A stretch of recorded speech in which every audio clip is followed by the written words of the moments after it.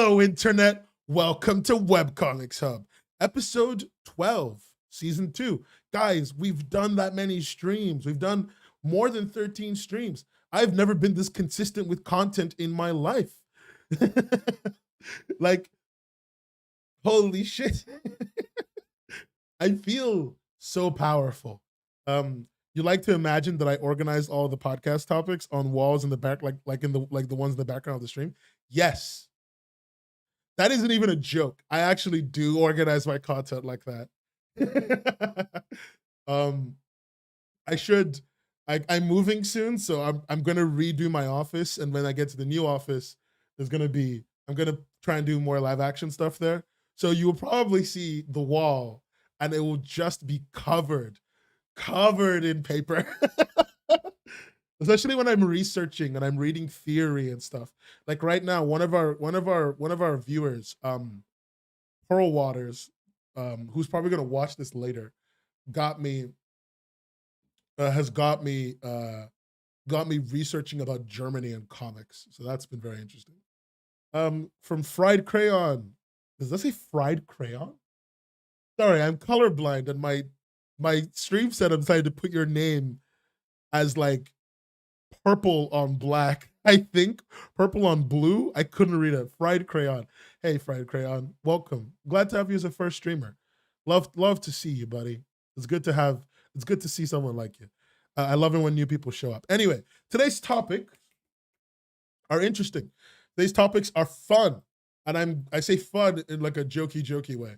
Number one thing, we're going to talk about piracy in webcomics. It's a really good article I want to talk about. It's about piracy, especially in relation to BL webcomics. It's a very interesting thing that they've talked about there, and I wanted to talk to you guys about it. I want to know your thoughts on piracy as we go along. You know, tell me if you read your comics on alternative platforms. I promise I won't tell. You know, and alternative platforms means essentially if a comic is published on Webtoon as a featured comic, you read it on like MangaDex, or you read it on like Manganado or Manwadex or whatever the fuck you're on. It doesn't matter. But you read it somewhere other than where it was intended to go. Tell me your thoughts on piracy as we go along. I would actually like to know. Then we're going to talk about a huge win for Webtoon creators. That is, and how they're getting that back, and we'll look forward to that. And then we're going to talk about a huge L for Webtoon creators. Because life is nothing but a constant ebb and flow. And I'm going to talk a little bit about Webtoon Unscrolled for a very, very short time. I will admit that one is like the shortest topic, because it's literally going to be me reminding you that Webtoon Unscrolled starts like in like 2 months or something. Yeah, that's the entire news. Webtoon Unscrolled starts in like 2 months or something. Unscrolled starts this coming fall. All the Unscrolled comics are going to be released. In fact, I'm just going to start with that first. Webtoon Unscrolled has been a thing for a while. It's Webtoon just releasing physical versions of their comics. Since Webtoons and it's just them taking all of the scrolling comics and then putting them in physical. And they've already released some of them as books, but these specific ones are going to start getting their books released around the end of the year. Tower of God, which everyone's already seen coming. True Beauty, which everyone's already seen coming. Doombreaker. Doombreaker is also known as Suicidal Battle God. If you read it scanlated. You're not late, don't worry about it. Sola, don't worry. Then there's Cursed Princess Club, which is coming out. Boyfriends as well, and Everything is Fine. All seem to be getting unscrolled comics starting fall of this year. That's kind of the entire news. Anyway, to the more relevant thing, a big W, a huge W for webcomic readers, a big W for the readers of webcomics. Piracy. Piracy and how it affects webcomics. Piracy, my kids. Piracy. If you don't know this, there's a really great quote from one of my favorite people in popular culture, purely because I think he's funny. It's Gabe Newell, the guy who runs Valve. Makes Valve made Steam and all that stuff. He used to say this back when before he started Steam as a mainline big like retail platform. He used to say piracy is a service problem. And what he meant by that essentially is the reason why people will pirate something is because something about the services that offer it to them legitimately are low quality. Low quality enough that the user has decided that it is more worth their time to faff about with the technical aspects of piracy and get the content for free than it is to pay for said content. Because users are not opposed to pay, is the belief. Now, I don't know if I fully agree with that. Like, I mostly agree with that, I should say. As a video game pirate myself, as a movie pirate, as a pirate, I pirate a lot. Like, sometimes movies suck and I want to watch them. Like, I recently pirated, I'm just going to admit that. I recently pirated the Minions movie because I thought it would be terrible. And then I watched it and I was like, this is terrible. But also, I then went to the movie theater to watch it because, like, it was all right enough. I felt it was worth my time, and I wanted to do the suit thing. You know, the kid thing all the Gen Zers are doing, where they wear the suits and they go to watch and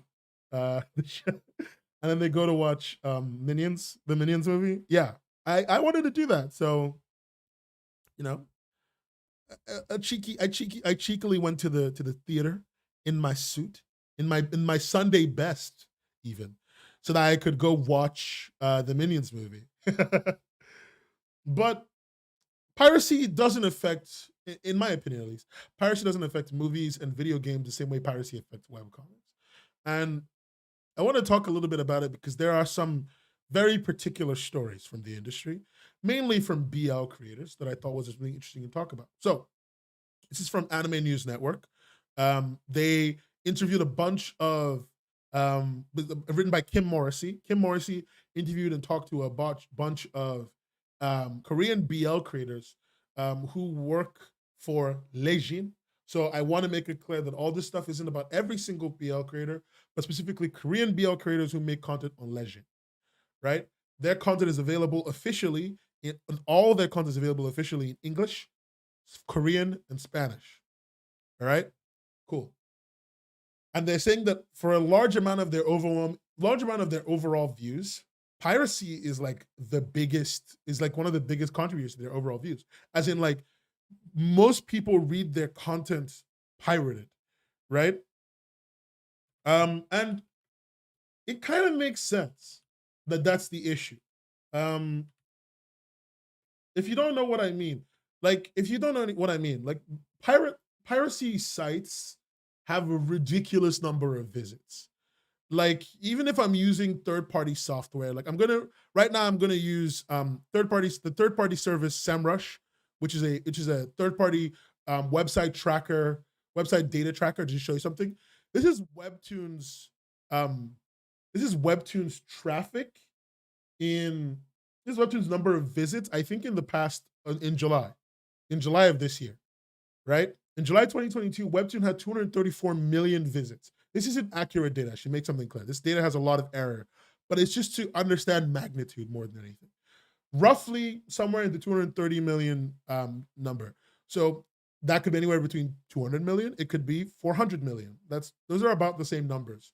This is mangadex.org. Mangadex is like the #1 piracy site. And I say this with a lot of love because I actually use Mangadex. I love Mangadex, and I encourage all of you to put your content on Mangadex for the pure reason of it has a lot of traffic, right?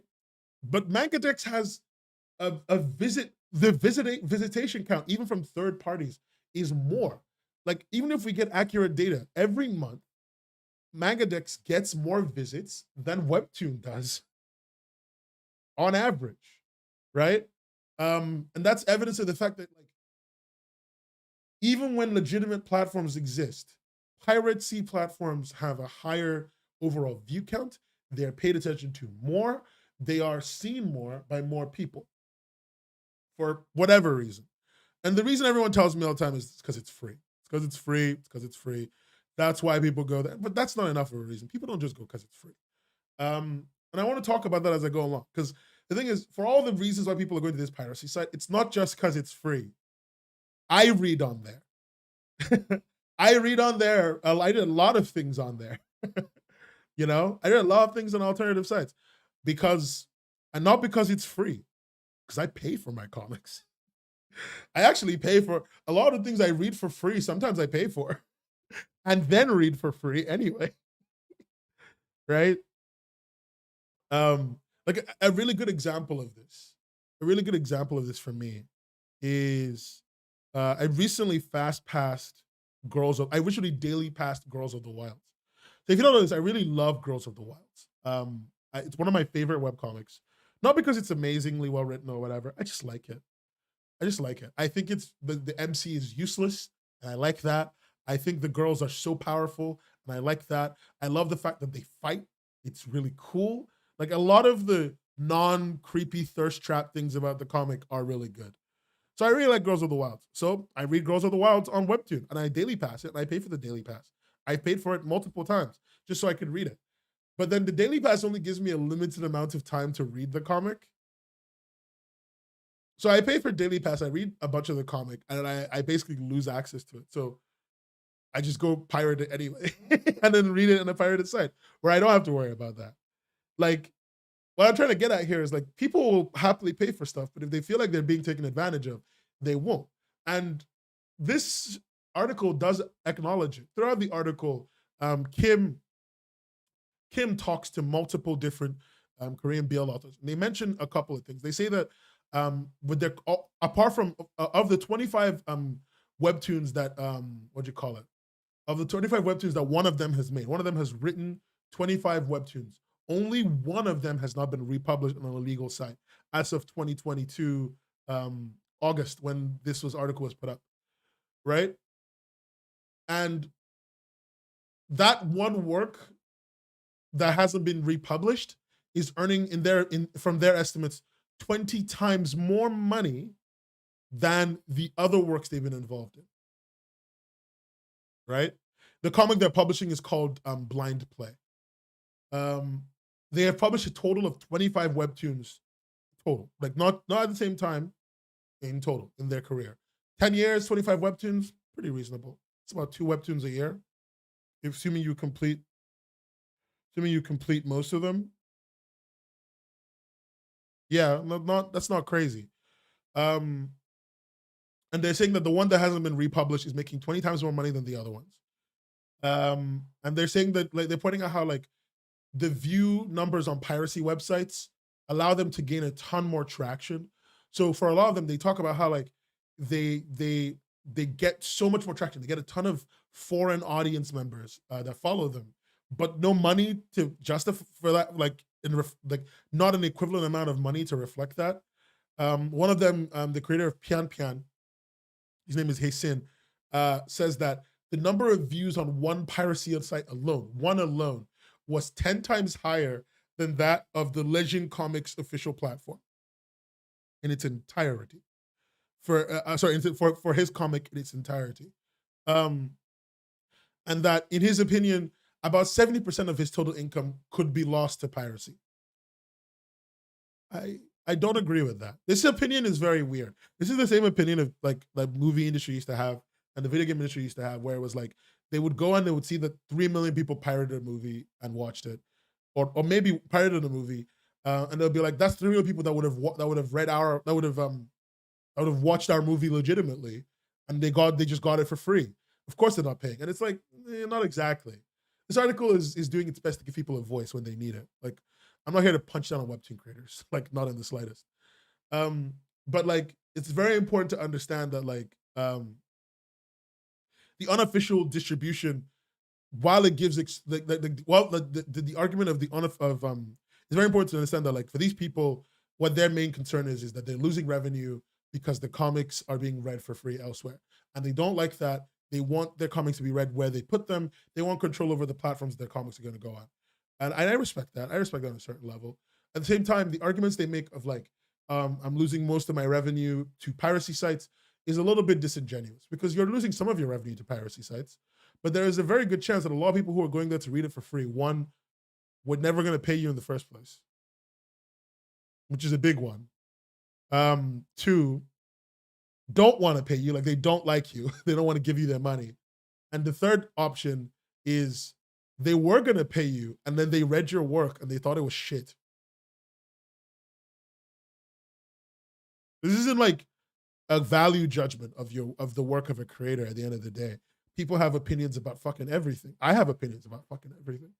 But like the nature of piracy is that the people who are going to be pirating your content are largely just not your fans. They don't hate you. Like they don't all hate you by any means, but largely pirates don't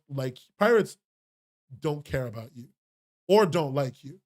It's one of the two, right? Like they're never, oh, I'm such a big fan. They're either people, that's actually, that's a lie.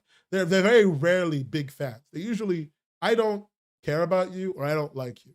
So as in, they were never going to give you money in the first place. So you've lost nothing. Like it's the fact that for that one creator, the one unpirated work that is making 20 times more than the ones that are pirated is most likely just pure coincidence. They probably hit a very big niche. But at the same time, the argument that they're making is they're talking about the fact that like they feel very maligned by this. The lack of control seems to be a bigger complaint than everything else. That even with the exposure that they get, they don't see the exposure as valuable. In fact, they have a union, by the way, on Facebook, the Webtoon Creator Union. A survey conducted by them with 60 different BL Webtoon artists who participated think that illegal distribution does not help promote their work.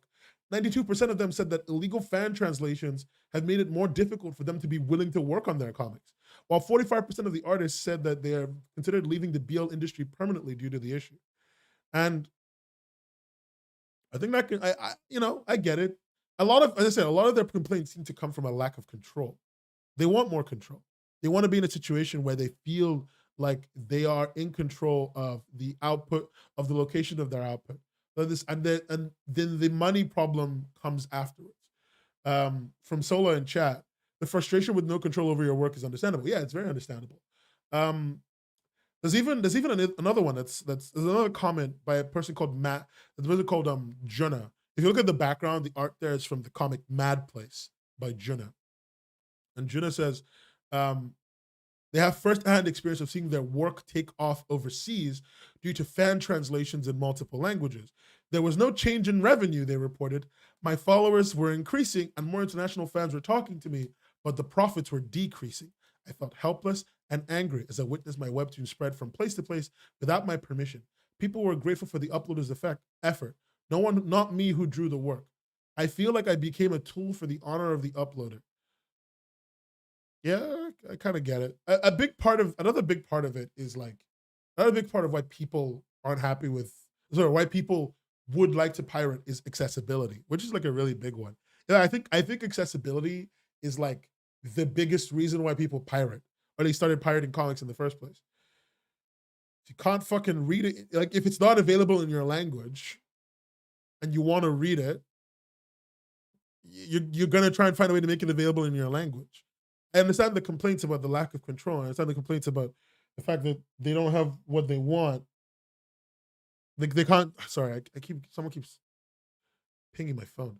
I understand the complaints about a lack of control. I understand the complaints about the fact that, like, well, even though they're getting a larger fan base, they're making less money. But that comes down to an argument of the fact that, like, their distribution platforms don't seem to be that also comes to the fact that the distribution platform seems to be very like insular. It's going through one route, and that means people might not be having access to it. And that's a little bit unfortunate. But at the same time, it's also like people could be easily having access to it. They could easily be having access to it and be getting it. And the creator could even like organize translations for them. But also, do they have the volume of people required to actually organize translations for them? You know, like there's a minimum threshold volume of people that you need to have before you start translating your comic from X language to Y language. Otherwise, the value is just not there. You'd be paying a bunch of money and losing money per chapter, even though you gain even though you gain more and more, a larger and larger audience. You could tell them that they should utilize different methods of monetization, and I always tell people to. It's useful.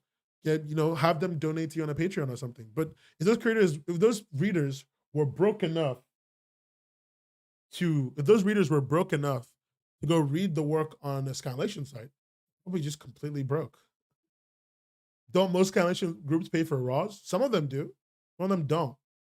Some of them don't at all. Some of them, like, I know for manga, back in the day, people would go to the library and borrow manga and then like scan it. So it wouldn't be that strange if they're finding alternative ways to get it for free. And even if they did pay for it, one person paid for it. They didn't like donate to the author like $600. They gave the author the $3 that everyone gives the author, but then they redistributed it to 1 million people. Like even if they're paying the creator, the value they're paying and the amount they're paying is very low.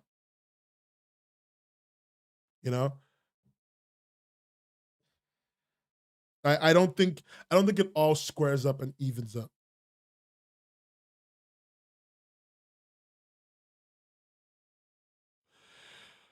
But at the same time, I'm thinking about it, and it's a very depressing area to be in, because their arguments are very legitimate. They deserve more money the further their comics go. They deserve to be paid better the further their comics go. In fact, one of them has even threatened legal action against the site. I think it was Manga Go, and they succeeded from getting their comic Pian Pian removed. But like, it wasn't smooth, it wasn't simple, and there's still a ton of piracy going on. But also at the same time, a lot of the readers will always tell you that, like, I want to read the comic and there's no way for me to legitimately read it. There's no way for me, there's no access. There's no way for me to access the comic. And this is a big one, it's something I wanted to talk about a little bit more. The places I can access the comics suck.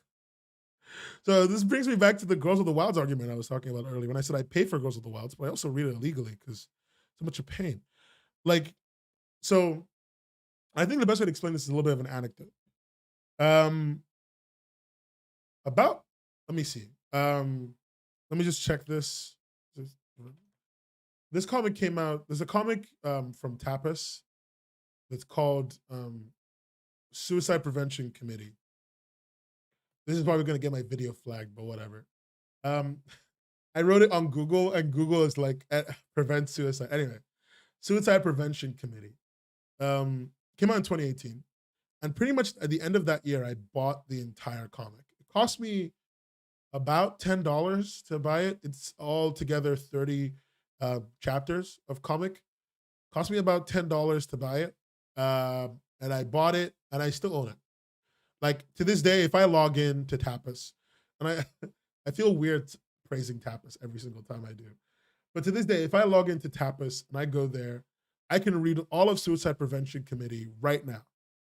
No locks, nothing. I bought it in 2018.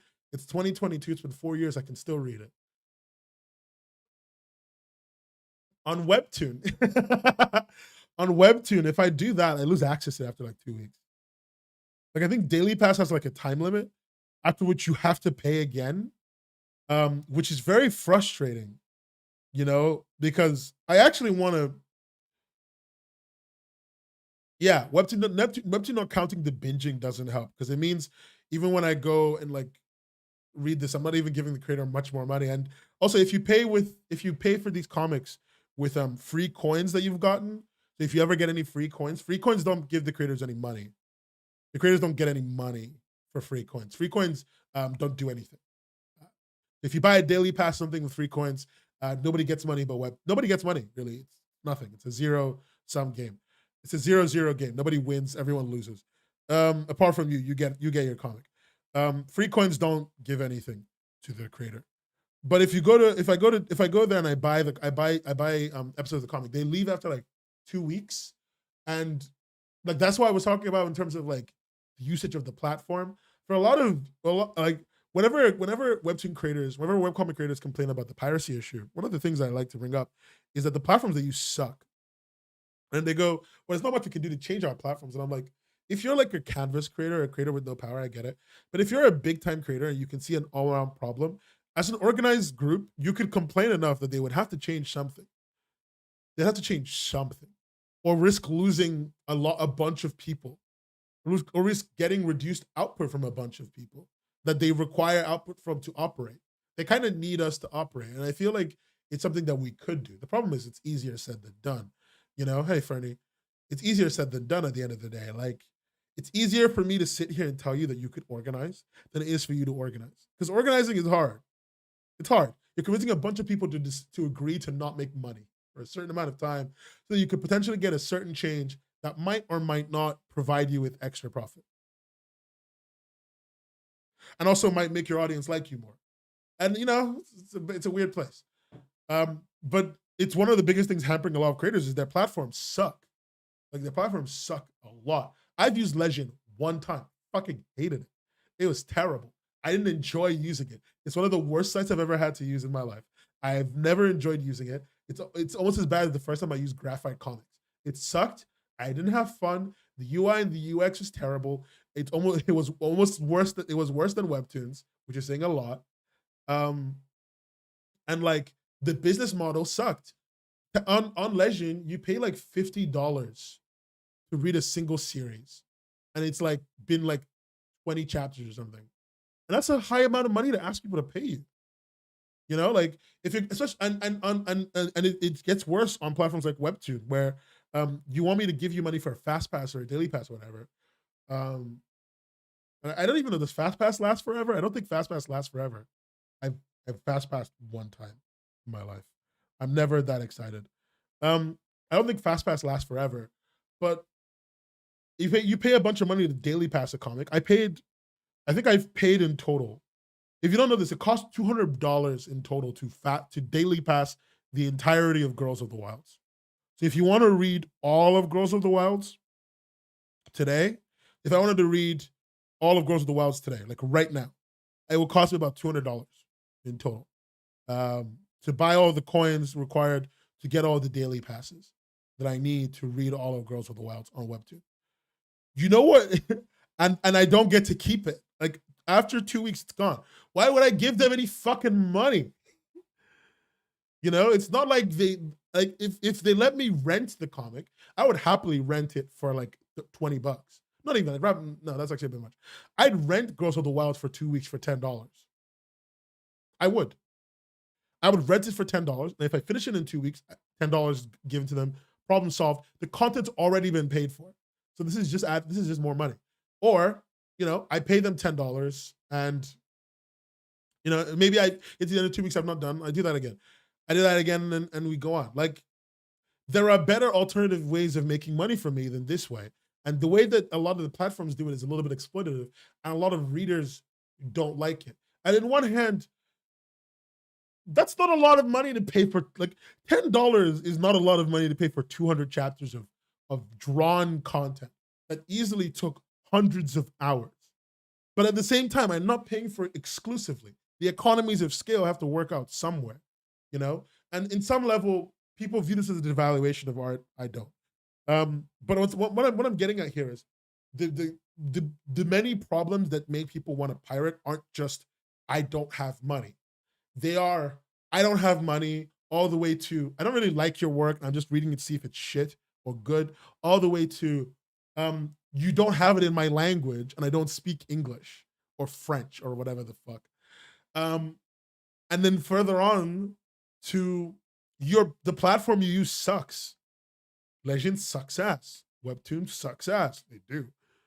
They kind of do. They suck to use. Tapas is, as I've said before, one of the best UXs in the game. Not the best, but it's one of the best. And like, that's fine, but like, a substantial number of them suck ass. Their business models are terrible. Their systems are terrible. The way they use them sucks. I can't even make lists. So even if I were to like daily pass your comic, or whatever, or give you my money to read your comic, I'm not even sure if I'll be able to read it in 2-3 weeks. Like, all these uncertainties, why the fuck would I come and pay you? Why would I pay? Why wouldn't I just go to a piracy platform?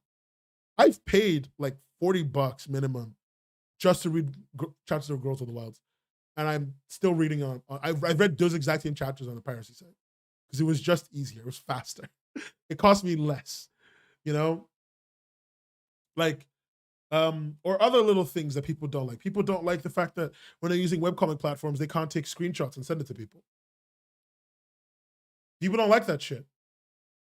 People don't like that when they read a comic, they want to send to their friend, they can't take screenshots and send it to them. And because of that, that's enough for people to just go, this isn't worth using. I'll just go to the piracy platform where I can take infinite screenshots, put it in the group chat, talk about the comic. For these might seem like really trivial things, but when you start adding them up, you start to understand like the profile of the people who pirate. It's not a malicious anti-artist thing. Although I understand a lot of artists feel that way, and I get it, you know.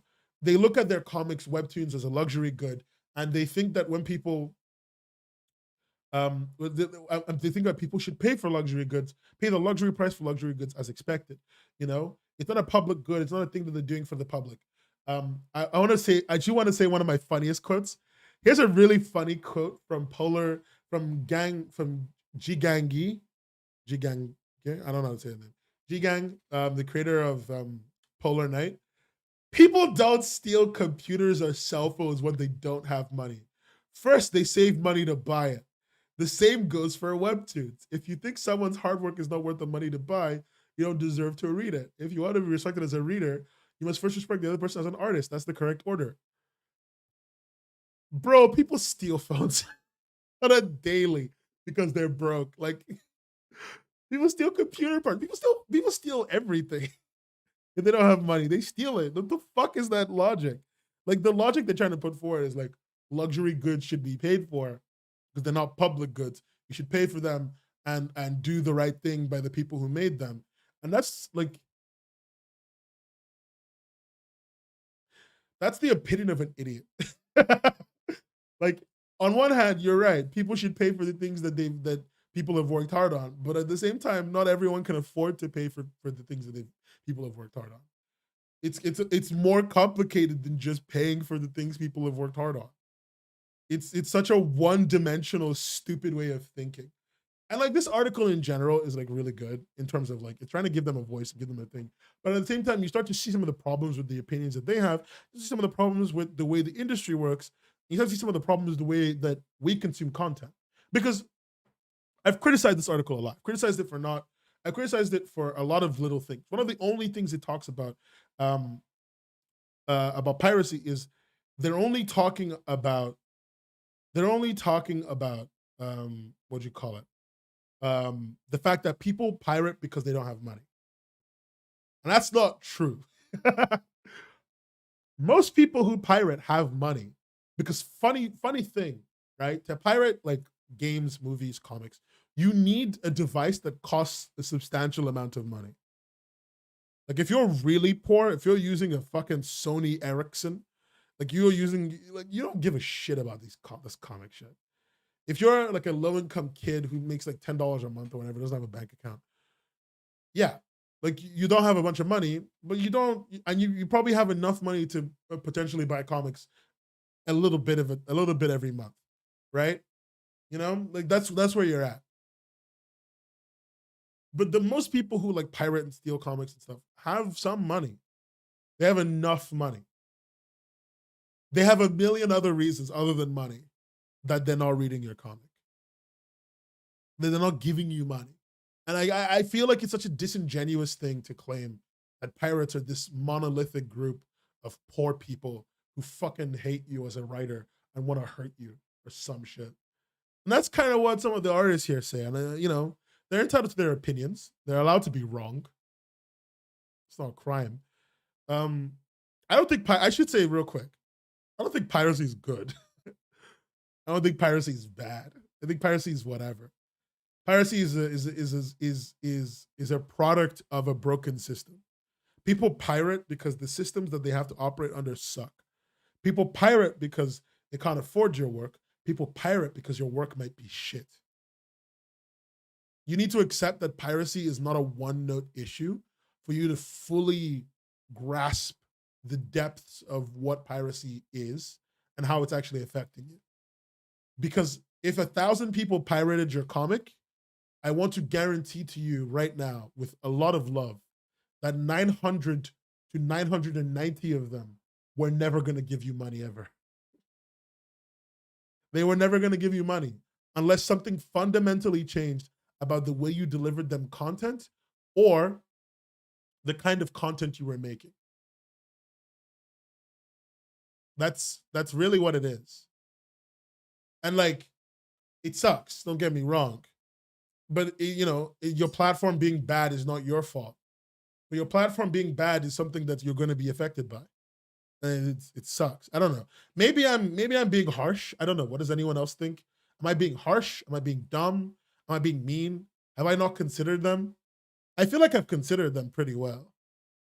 I feel like I've been very considerate to the artists. But I feel like some of them have opinions on this that are flawed. Some of them have opinions on things that are bad. Some of them don't accept the reality that in some locations there are no other ways to read, to get the money to read comics. Like in the English speaking environment, here's a really useful one. I don't really use my phone to read comics. I use my computer to read comics. I use my phone when I'm like researching and stuff, but mostly my computer, right?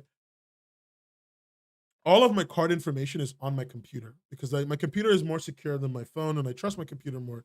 I don't really want to put my card information on my phone, right? So when I want to buy FastPass, I would love to be able to do it on a PC. It would make my life so much easier. I'd probably buy a lot more Webtoon FastPass if I could buy Webtoon FastPass on the website, like the webtoon.com website. But I can't do that. And as such, I just never do.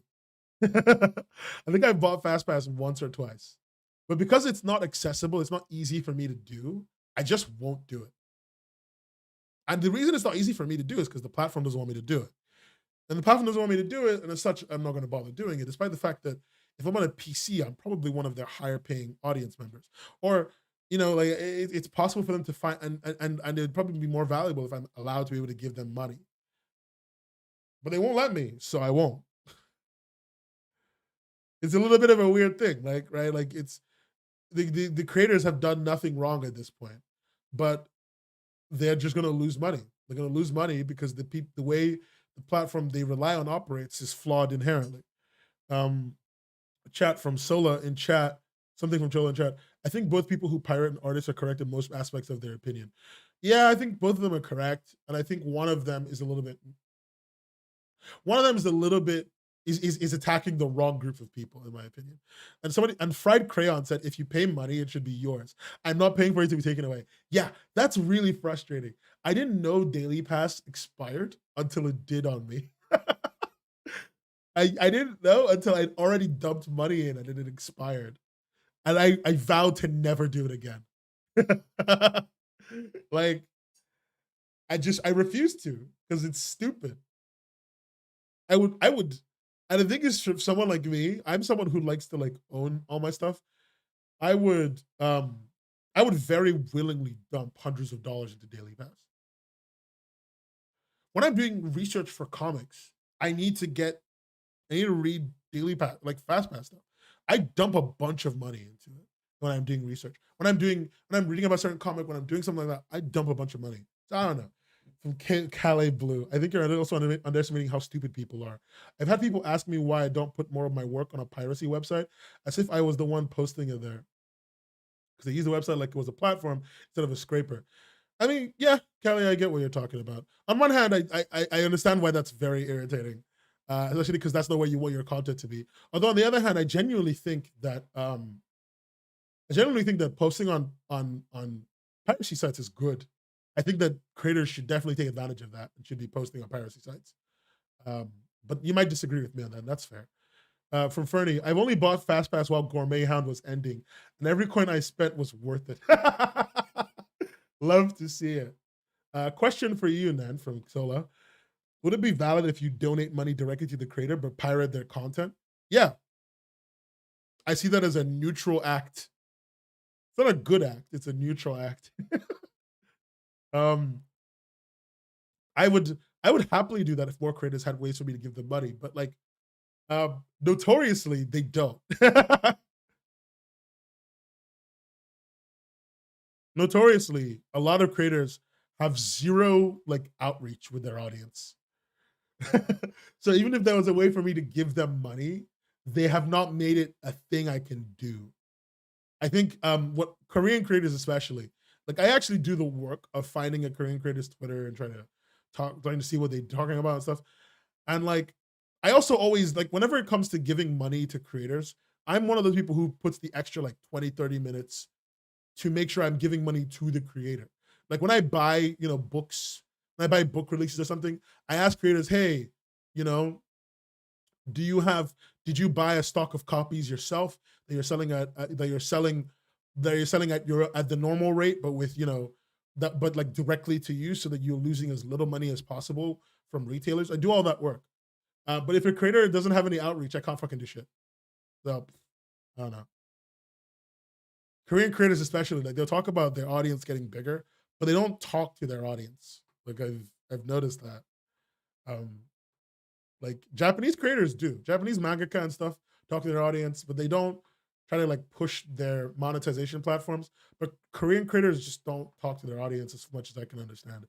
But like maybe I'm just not understanding. Maybe that's the platform they don't use very much. So I'm seeing something that looks like they're not talking to their creators when really talking to their audience when really that's just not the platform they like to use. So, understand that there are biases at play here. Um, but yeah, I just wanted to talk about that a little bit. I think piracy in general is fine. Like I don't care. On like a personal note, I don't care. Whenever I make things and I find on a piracy site, like all my work's on a piracy site. All the things I've ever made are on piracy sites. Multiple piracy sites. Every single game, every single comic, every single thing I've ever worked on in my life is on a piracy site right now. And I have seen them. I've seen them. And I just kind of don't care. I think one time I wanted to show you guys a comic I made, and I couldn't find it on the legitimate site. So I went to a piracy site to get it. Just to show you that I had made it.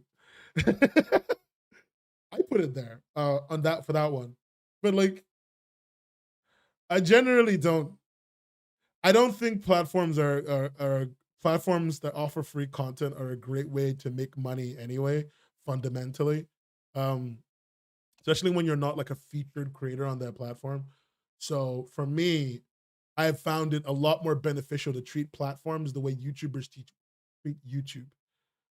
Post stuff on there with the intent of getting people to know you, and then redirect everybody to your Patreon and redirect them to your merch and redirect them to your other stuff. Have more than one route of monetization that you privately control. And if you can't handle that, well, I don't know if you think you can handle making online content, because this is what's expected of not just webcomic creators, but literally everyone in the space that makes online content. You need to be able to kind of utilize your audience, exploit your audience appropriately. Hey, Corgi. Um, like if I was a comic creator and saw my work there, it would sting a bit, but it's what it is. Honestly, I wouldn't even give a shit. Fuck, if I've done my job right, and I did, all of my promotional material is there. My Twitter, my Patreon, my merch, my whatever is all there.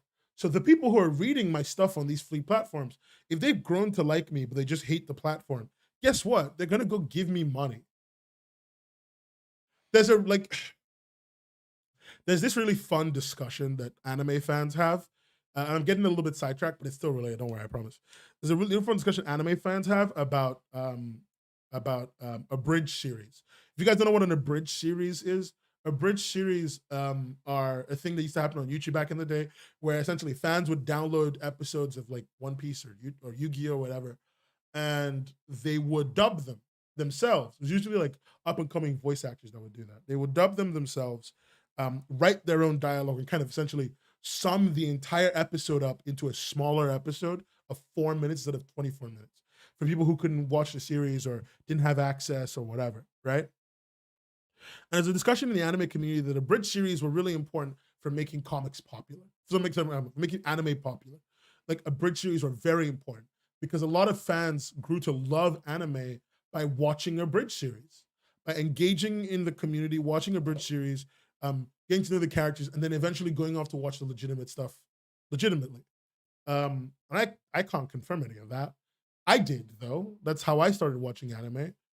Like fully started watching anime.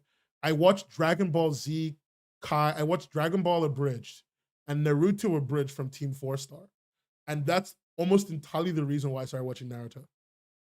And I bought every single like DVD box set of Naruto I could buy. But if I couldn't buy it in my country, I stole it.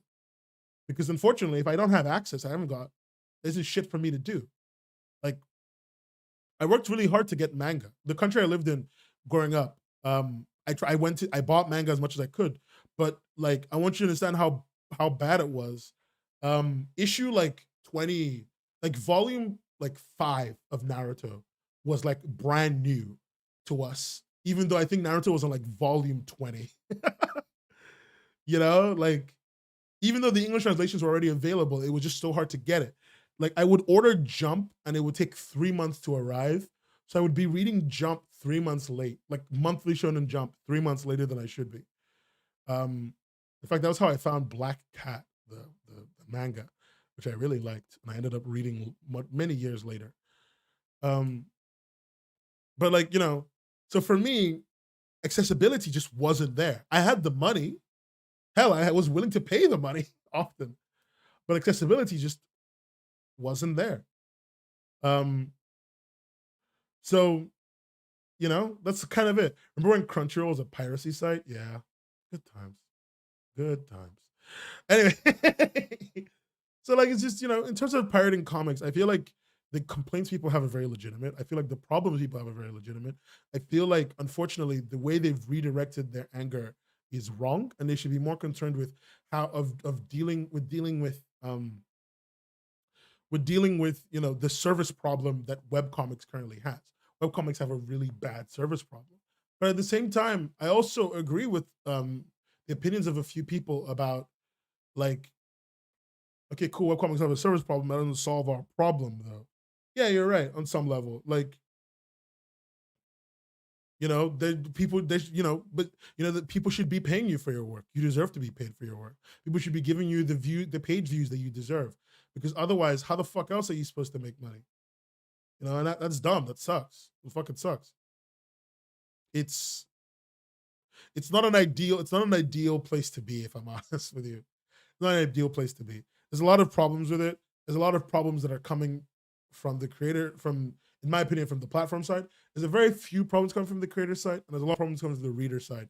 But I don't think the reader side is causing problems to be belligerent. I think the reader side is causing problems because they don't have an alternative. But that's what it is. Anyway, I've kind of beat this topic to death. So I'm gonna move on to a big win for webcomic creators. Are you a creator of webcomics? Do you even know what one is? Have you ever read a webcomic in your life? Well, good fucking news for you, bud. Let's talk about a big win for webcomic creators. Webtoon. Webtoon's payments to digital comic creators as of July 18th of this year have surpassed $27 million. You know, with one of their big standout series, I mean, they've put out here, Webtoon has also told people that they have paid out an average of more than $1 million per month, it seems, to English language creators since 2020. And last year, Webtoon's top earning creator in Korea earned approximately $9 million that year.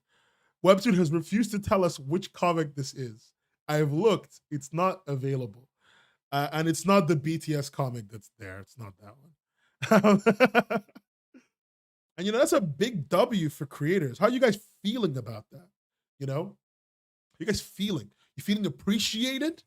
Are you feeling loved? Do you feel listened to? Or do you, given the share size of Webtoons, I'm not that impressed by the whole 27 million across the whole platform. Guys, come on. What are you talking about? $27 million is a lot of money, and Webtoon's given that much money to you. You there, you creator, right there, you right there. Yeah, they gave it to you. Don't you feel good? Don't you feel good?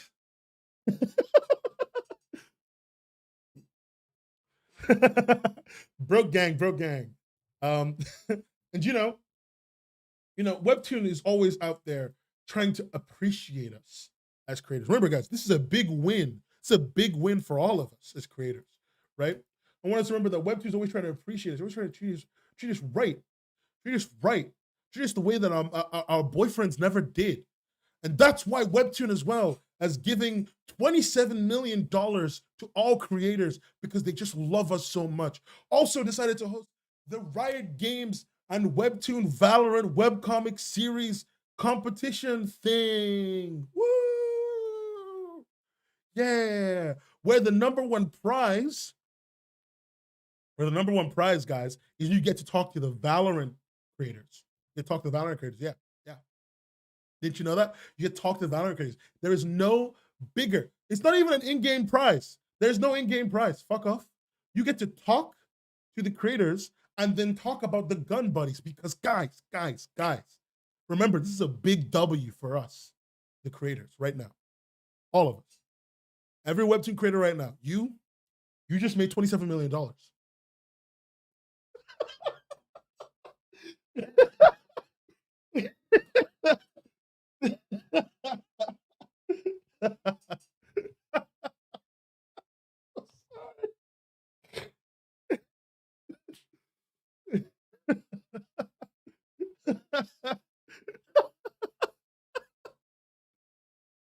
Oh.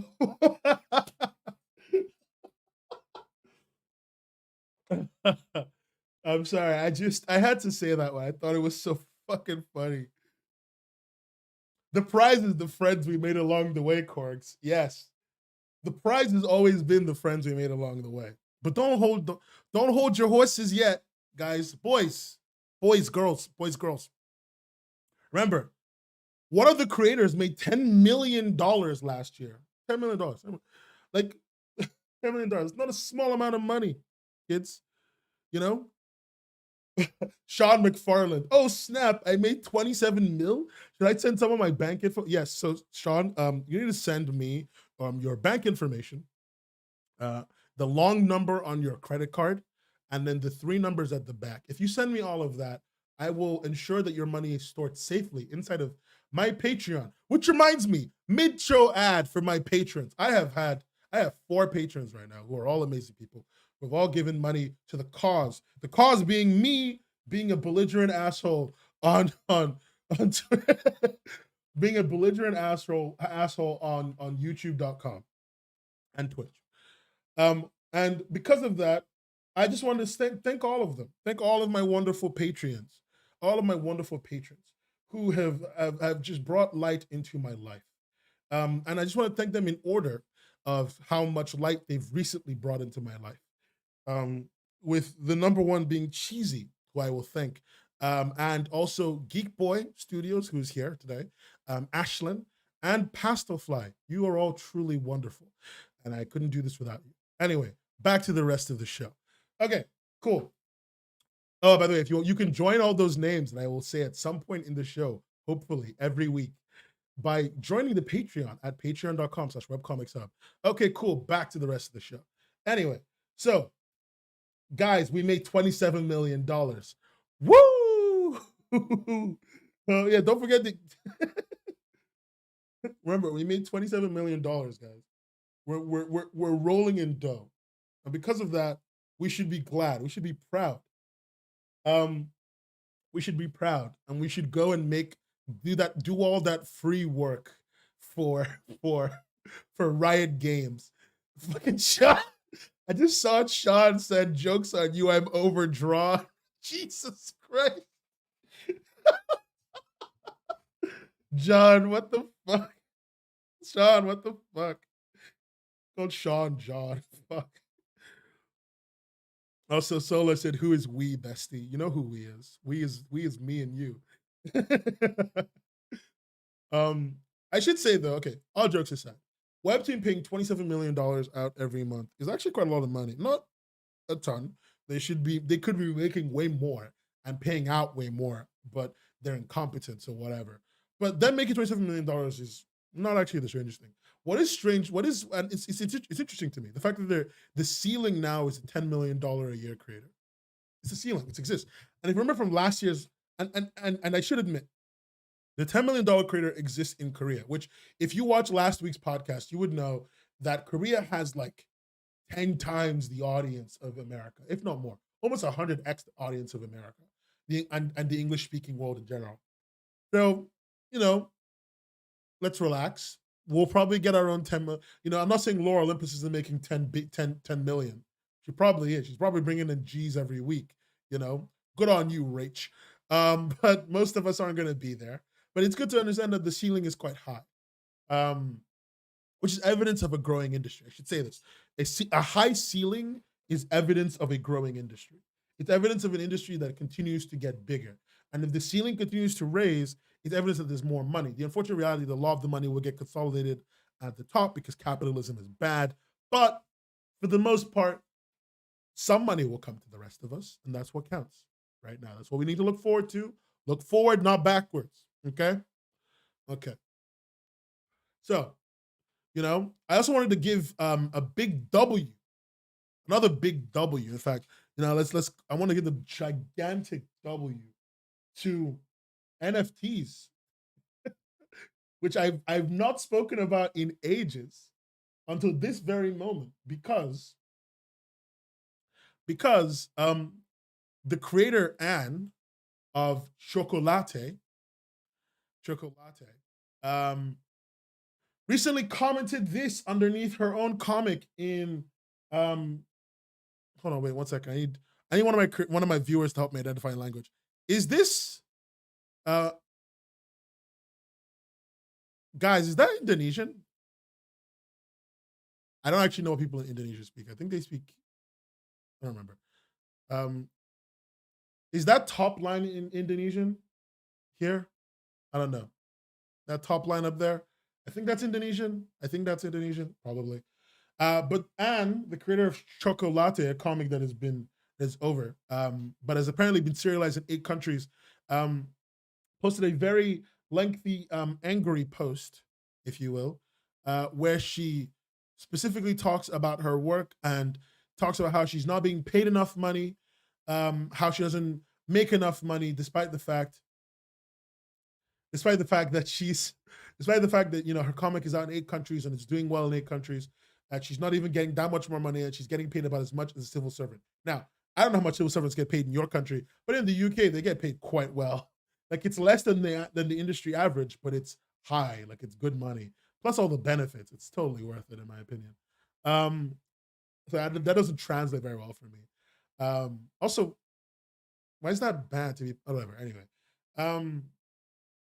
she essentially dropped the comic and gave up on. She essentially doesn't care about the comic anymore, and that's what she's talking about here. That's what she's talking about. That's what she brings up. And it's a whole long thing. She just basically says she doesn't care about this work. It's dumb, that it makes no money for her, even though it's in multiple countries, and that it's a disrespectful thing that it doesn't make as much money. Blah blah blah. Civil servants, and then and then I found out later that she has NFTs, which I thought was funny. She's selling each individual chapter of the comic. She's selling each individual chapter, all the character art of Chocolate as NFTs to make money. But the thing is, I have a weird feeling about this one. I don't know if this is because she's not making enough money, or if she's making, it's like if she's making a bunch of money, she's just not happy. She's making she wants to make more. Like, I don't know which one it is. She's saying that she wants more money, and Chocolate didn't make enough money, or Webtoon didn't pay her enough money. But it reads weird. It reads mega weird. She's not a grussler. I wouldn't call her a grussler. You know, a grussler doesn't post the shit on main like that. Like, a grussler makes better arguments as to their shit. You know, like, I don't think Webtoon breached their contract with her, because the way she's talking about it, I don't think they breached their contract with her at all. I think she's just not happy about what she's getting paid, which, you know, a little bit weird. A little bit, like, not weird, but a little. It speaks a lot more to the contract than it does to anything about her. as of right now. Yeah, crypto's crashing. Crypto's crashing. Please don't put money in crypto. Like I literally, like I want you guys to understand that. I say this to you because I have money in crypto. I have money in crypto. I say this to you because I have money in crypto. I've always had money in crypto because I was a very big crypto nerd in college.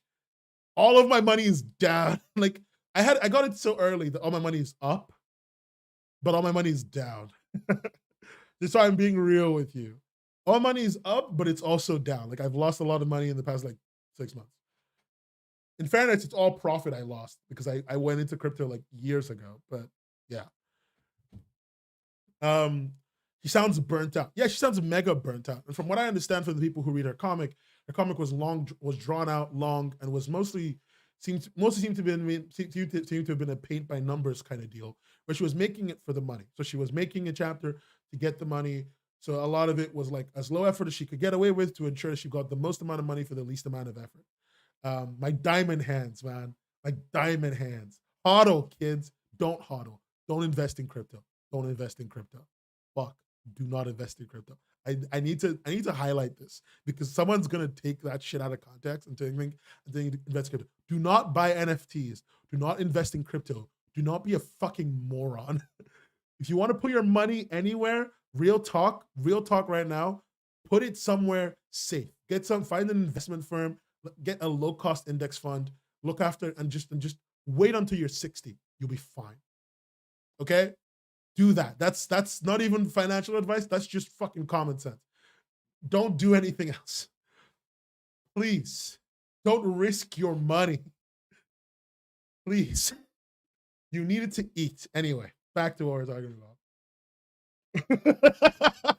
Sean, shut up. Sean, gold, canned goods, and shotguns is not a useful way to put your money. Anyway, before my fucking chat becomes Wall Street bets, yeah, she sounds mega burnt out. She sounds like she did a lot of work. She ended up doing a paint by numbers because she stopped caring about this work a long time ago because she wanted to make way more money than she was making, and she wasn't making that much money. Her comic is in multiple countries, but she doesn't do any of the translation. All the translation is done by third parties, so they have to pay those people. Like a lot of money gets lost from translation all the way to the creator because localization costs a ton. And a part of me doesn't like her complaints because they feel incorrect. They feel like somebody who doesn't fully understand what's going on with their money, which might mean that the contract she got is unfair or she's complaining for no reason. But I don't know her. And I want to assume the best of her. So I'm going to assume that she's complaining for a good reason and her contract was a little bit unfair in terms of how it split her money when she her comic went international, basically. And I guess her comic isn't super popular everywhere. Like it's international, but like most people don't like it. Like most of the people who have read it talk about how they dropped off very quickly or they dropped off soon and it wasn't doing very well. So even if she was doing fine in most places, she wasn't making a bank. She's not Lore Olympus. Lore Olympus is making bank everywhere. In every language, in every continent, Lore Olympus is making bank. Unordinary is the most popular superhero comic in the world right now. Like, you know, like that's making bank, but like she's neither of those two. So I don't think she's fully appreciated that problem. Also, she insulted civil servants. I think that's a little bit rude. I like civil servants. They're good people, most of them. And that's a real W for the group, guys. It's a real W for us. Remember, guys, we're making a bunch of money and we're doing well. Also, I saw like one of the people in chat, Geek Boy, said, "I honestly thought you were going to release your own Webcomics Hubcast NFT there for a moment." Fuck no. Why would I do that? Honestly, that would be a good money opportunity. You'd all give me money. I'd make like $27 million and I'd bolt. I'd never make another Hubcast episode again and I'd leave. You know, guys, pump the stock. Pump the stock. What should our stock number be? What should our stock value be? Because if you don't know, every stock has like a name. It's like $sign or like £sign and then like the name of the stock. Name of the stock. What should our stock be? Okay, you know, I have an idea. I'm gonna put on screen. I'm gonna put it on screen. This is temporary text. Pump the stock. Yeah, that's our stock number. That's our stock number. Remember, guys. Remember, guys, pump the stock, WCHB, pump the stock. And you know how to pump the stock? Subscribe on YouTube, follow on Twitch, subscribe on Twitch, and join the Patreon, or join the Discord at discord.webcomicshub.co.uk. Pump the stock, WCHB. We love the stock. We love the stock. Pump the stock, kids. Okay, so what's a good middle? I love that I'm in a chat full of like webcomic creators, and only 4 of you might know what stocks are. The rest of you think stocks are funny money, and then at least one of you doesn't thinks of stock, and you think of chicken stock. The rest, like my chat is really smart, but all of you, I do not believe in your financial senses.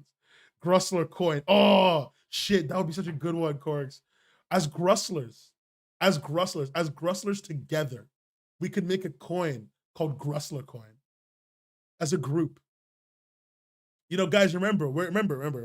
So when you watch Webcomics Hubcast,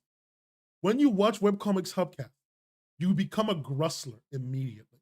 It is part of the game. GTR is the Grussel, the grind, and the hustle, guys, right? But I don't say both because I don't have time. I save my time by saying the Grussel. By the way, my girlfriend wants me to tell you guys. My girlfriend wants me to tell you guys that you should stop encouraging me to say Grussel because it's cringe. And I want you to know that her opinion has been disregarded by the council. Because the Grussel never stops. Let's go. Speaking of Grussling, guys, I have an actual Grussler story for you guys today. Diamond Comics is Grussling, right? I think I'll continue. Diamond Comics, guys, is Grussling. Let's give him a round of applause. I want some clap hands in the chat right now for Diamond Comics. Primo Grusslers of our time. Diamond Comics Distributors is suing GameStop for $3 million to the moon, baby. To the moon.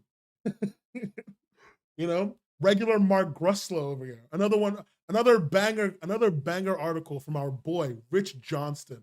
You know, his name, it's in the name, guys. It's in the name. Rich Johnston, writing about the Grussel, obviously. Diamond Hands Rich Johnston. I actually really like Rich. I follow him on Twitter. He's really funny. But this situation is really dumb. It's basically a situation in which GameStop orders comics from Diamond Comics, and they sell them at GameStop. And basically, what Diamond is saying that GameStop ordered and paid Diamond for a bunch of comics, and then GameStop tried to cancel them, and said that it did not intend to accept or pay for the comics. And such, Diamond is suing GameStop for $3 million because of the inventory that they've had to keep on hand. And it was about $1 million in inventory. And because of transportation and stuff, they basically had to ship it themselves back and deal with all the cost of keeping it. So they're suing GameStop for $3 million. As I said, Diamond Comics, guys, a regular Grusslers Academy. Remember that. They suck, but they are Grusslers. They're in the Grussel. They're in the grind and the hustle. I don't say both. I say one word, Grussel. I'm gonna keep explaining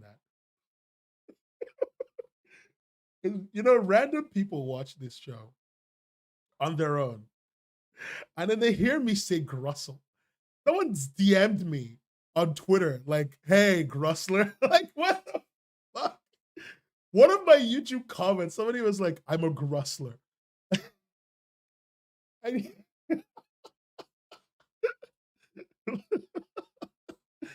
I have to keep explaining, otherwise people just think I'm fucking insane.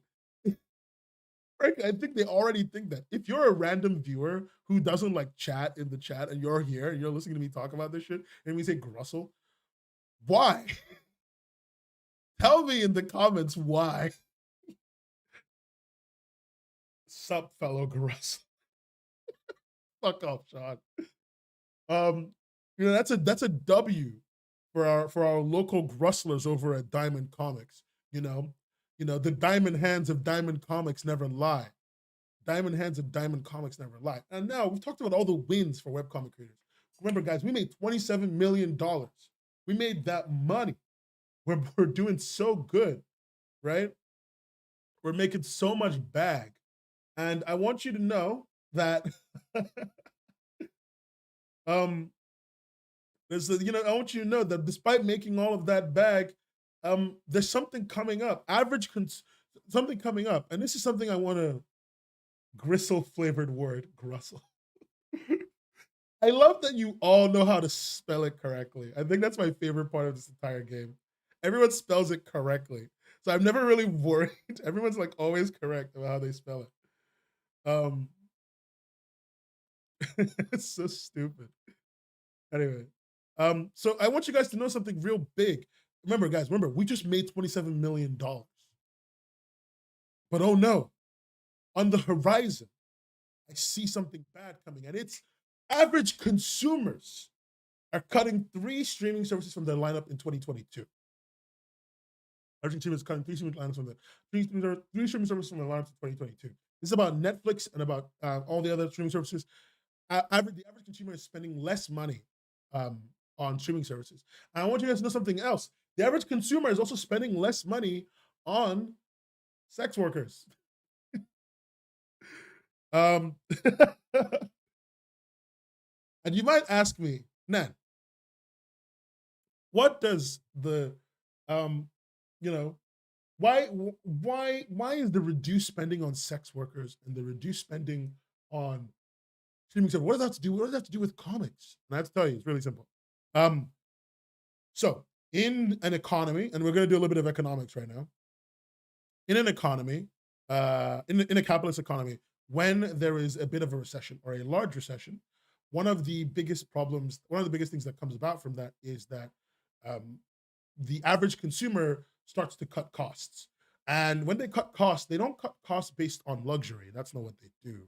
They cut costs at first based on what they dislike or what they are ambivalent to.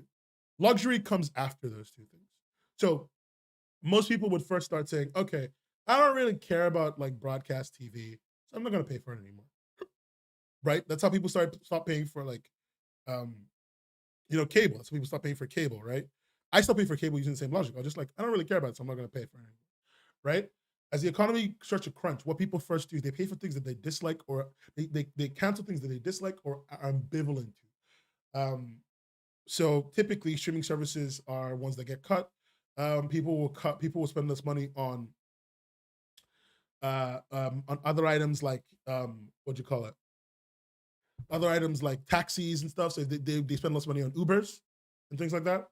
But after they spend less money on things they're ambivalent to, the next thing they spend less money on is things that are luxury goods, things they don't need, things they just want. And this is where the sex worker thing comes into play.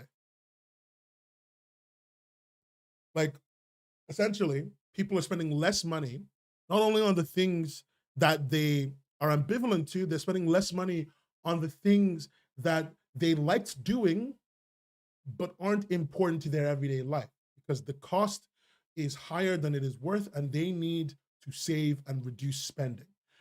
I've talked about this before, and I'll talk about this again. This is evidence of the fact that even though in the past 2 years I've brought one of the biggest webcomic highs ever, comics are at an all-time high for all of us, right? We're all making more money than we've ever made. And I say all, because remember, we all got $27 million. Remember that? Later, Rock. At the same time, we're also all going to start losing more money than we've ever made. Well, not more, but we're going to start losing money drastically. Recessions suck because they're not great. But as we go into this recession that is slowly easing up, I should say, we're going to encounter a situation where your earnings are going to be impacted significantly. If you're a webcomic creator, if you're an artist, if you're whatever, you're going to find that people are spending less and less and less money on comics in general. For a variety of reasons, and most of them are reasonable. People just don't want to overspend when they don't have a lot of money to spend on things. So, watch out for that as you go forward, and be understanding of people that you work with, be understanding of the industry as it pays you less money, because it's what it is. Um, I don't, and by industry, I mean like other creators, other fans. Don't be understanding of Webtoon. Don't be understanding of them. But be understanding of other creators and other fans, because the industry continues to spiral downwards, and into its actual natural state where it should be. Because we are an industry that is growing, but we're not growing as fast as people think we are. And the drastic growth of COVID-19 has made it so that people think that we're like to the moon, when really we're kind of like, we're going up a hill, a nice hill, a good hill. It's called grass, it's called flowers, but we're not on a rocket ship. You know what I mean? And it's important for us to all be highly aware of going forward. I just wanted to make, that's what I wanted to talk about, really. I wanted to talk about that. I wanted to bring that up. I wanted to explain the problems that we're going to be encountering going forward. I don't want to make you depressed. Somebody told me I make you all depressed when I talk about politics, when I talk about politics, when I talk about policy, when I talk about economics. Somebody told me I make everyone depressed. I don't intend to make you depressed. I really don't. Like, I've made a lot of jokes about it, but I really don't want to make you depressed. Like, I'm sorry. I'm sorry that things kind of suck and will continue to suck for a bit. And I will continue to talk about it. I'll continue to talk about it, because I think it's important for us to be able to identify when the low gets hit and when the high gets hit. And I think it's very important for us to remember. From that geek boy. So how is making webcomics going to get me laid again? Honestly, it's not. If you make comics, you're not going to get laid. If you don't believe me, find somebody you find attractive, go up to them and talk about your comic, and watch their eyes glaze over as you explain your bullshit. Watch your eyes glaze over as you explain your bullshit, and they check out so hard. But they don't want to tell you that they're doing that. So they just kind of like start thinking, they just start counting sheep in their head. Unfortunately for us, no one cares about the shit that we like because it's boring as fuck. That's a lie. I love comics, but they are boring as fuck. So be aware of that. Hey baby, do you like my long scrolling content? Hey girl, you love it when do you love it when my panels flow vertically? Hey little mama, do you love it when I don't use sideways panels? Because if you use sideways panels, I will kill you in your sleep. I'm just gonna outline that for the class.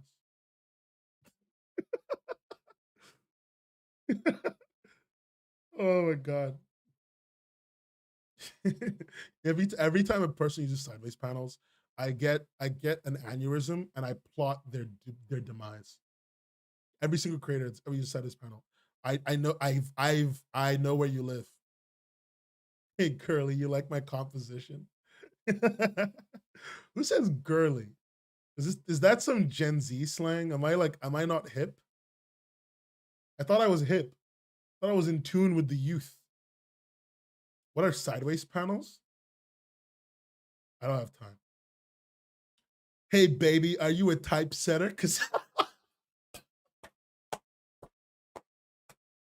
fuck you, Corey. That's so good. That's so good. That's so fucking good. I have so much respect for that. I'm gonna get that. Give me a second. I need to take a screenshot of that. I need to keep that. That's so fucking good, dude. Oh, I gotta get a beautiful screenshot of that. Oh, so fucking powerful.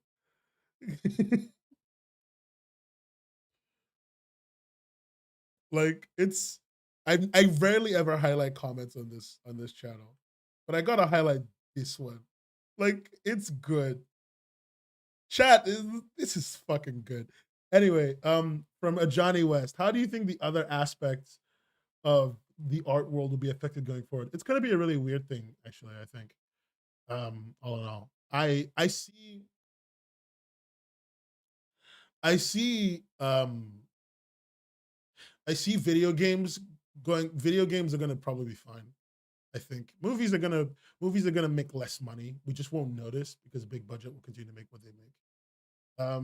Game studios are gonna be fine though. I think they're gonna be fine. We will see some shutterings for sure. We've already seen some shutterings. COVID-19 has led to the shuttering of a bunch of teams, and as the recession finally begins to hit really hard, despite the fact that there was a massive boom in purchases over the time, we're gonna watch as like some games get canceled, some movies will get canceled or postponed indefinitely. In terms of comics, we're not gonna see much of a change because we're broke as fuck anyway. We're gonna see a lot of like a lot less money coming to us, but we don't make money as it is. So only people who will notice that they're getting less money are people who are already getting good money to begin with, or at least semi decent. Um, you know, yeah, a major cinema company is about ready to file for bankruptcy. Diamond Comics and GameStop are getting in a kerfuffle over $3 million.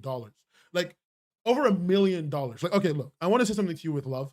$1 million is a lot of fucking money for me and you. In business, $1 million is like an error, is a rounding error.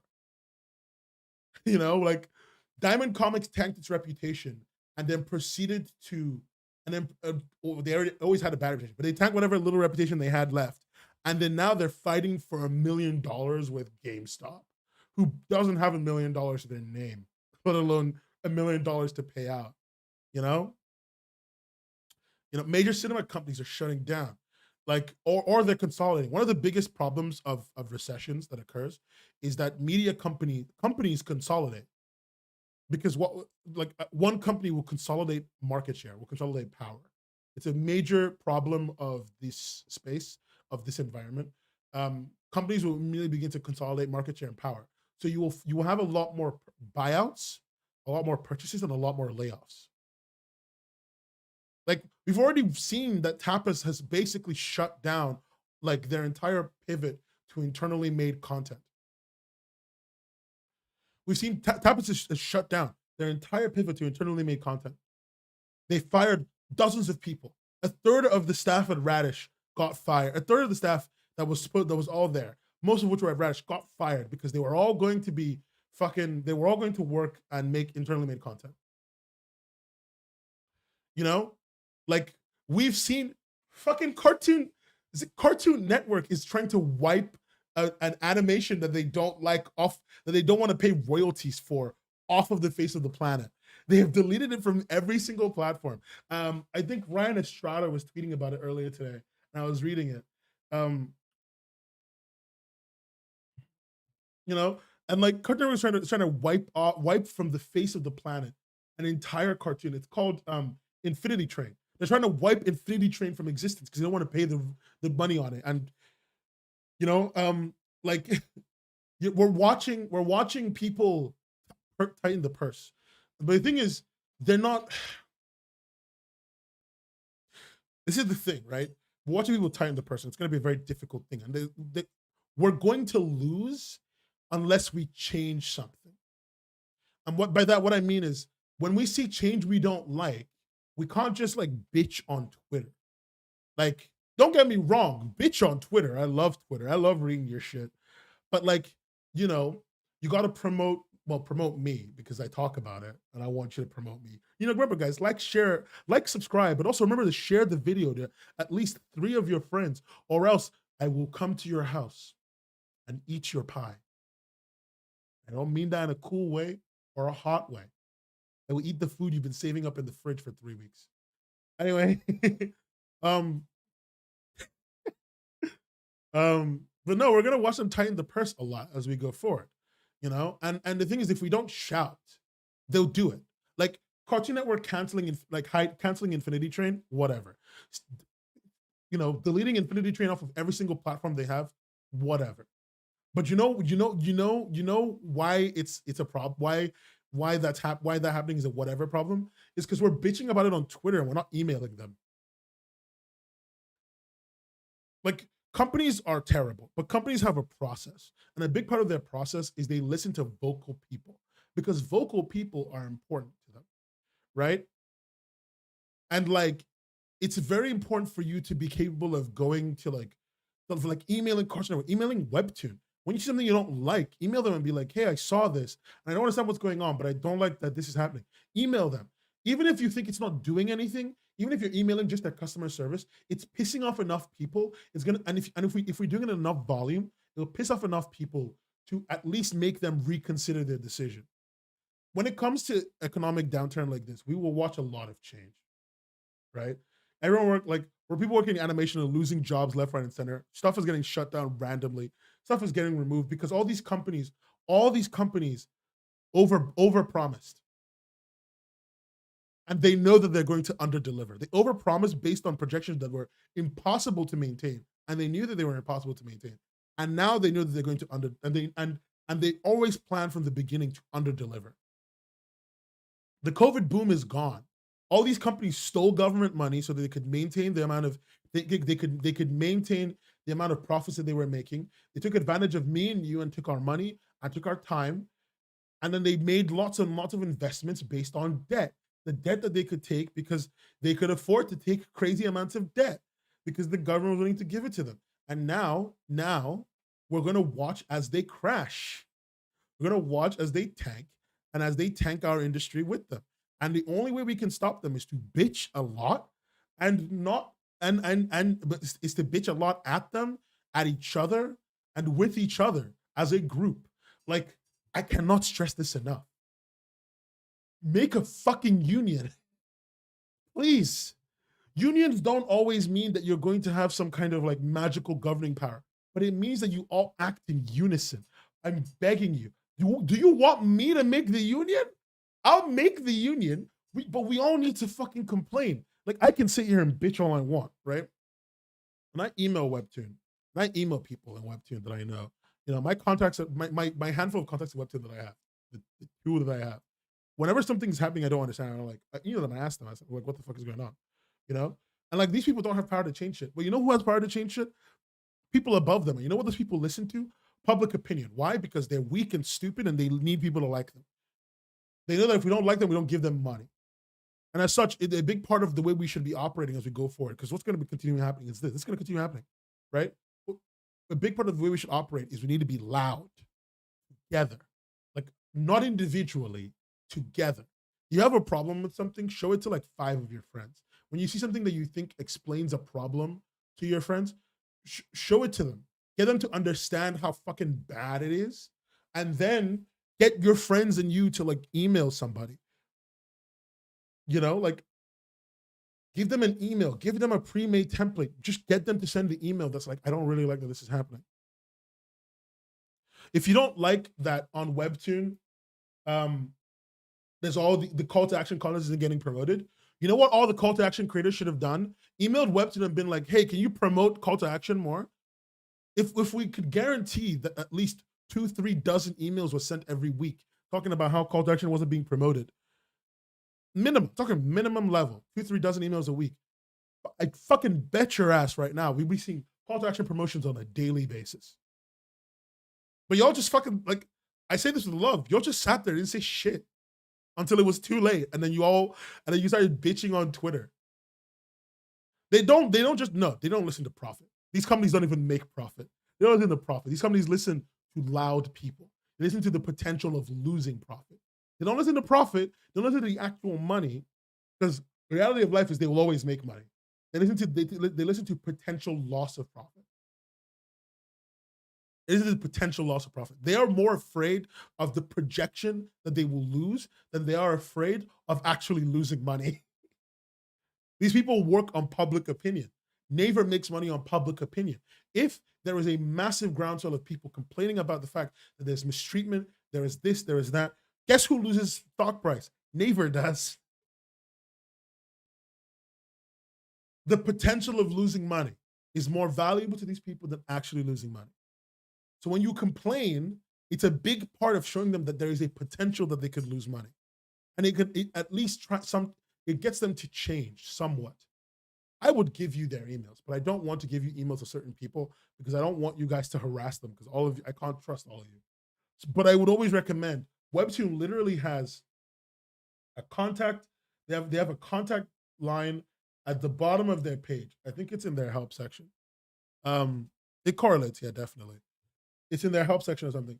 They have a feedback website. They have a feedback website. Yeah, that's right.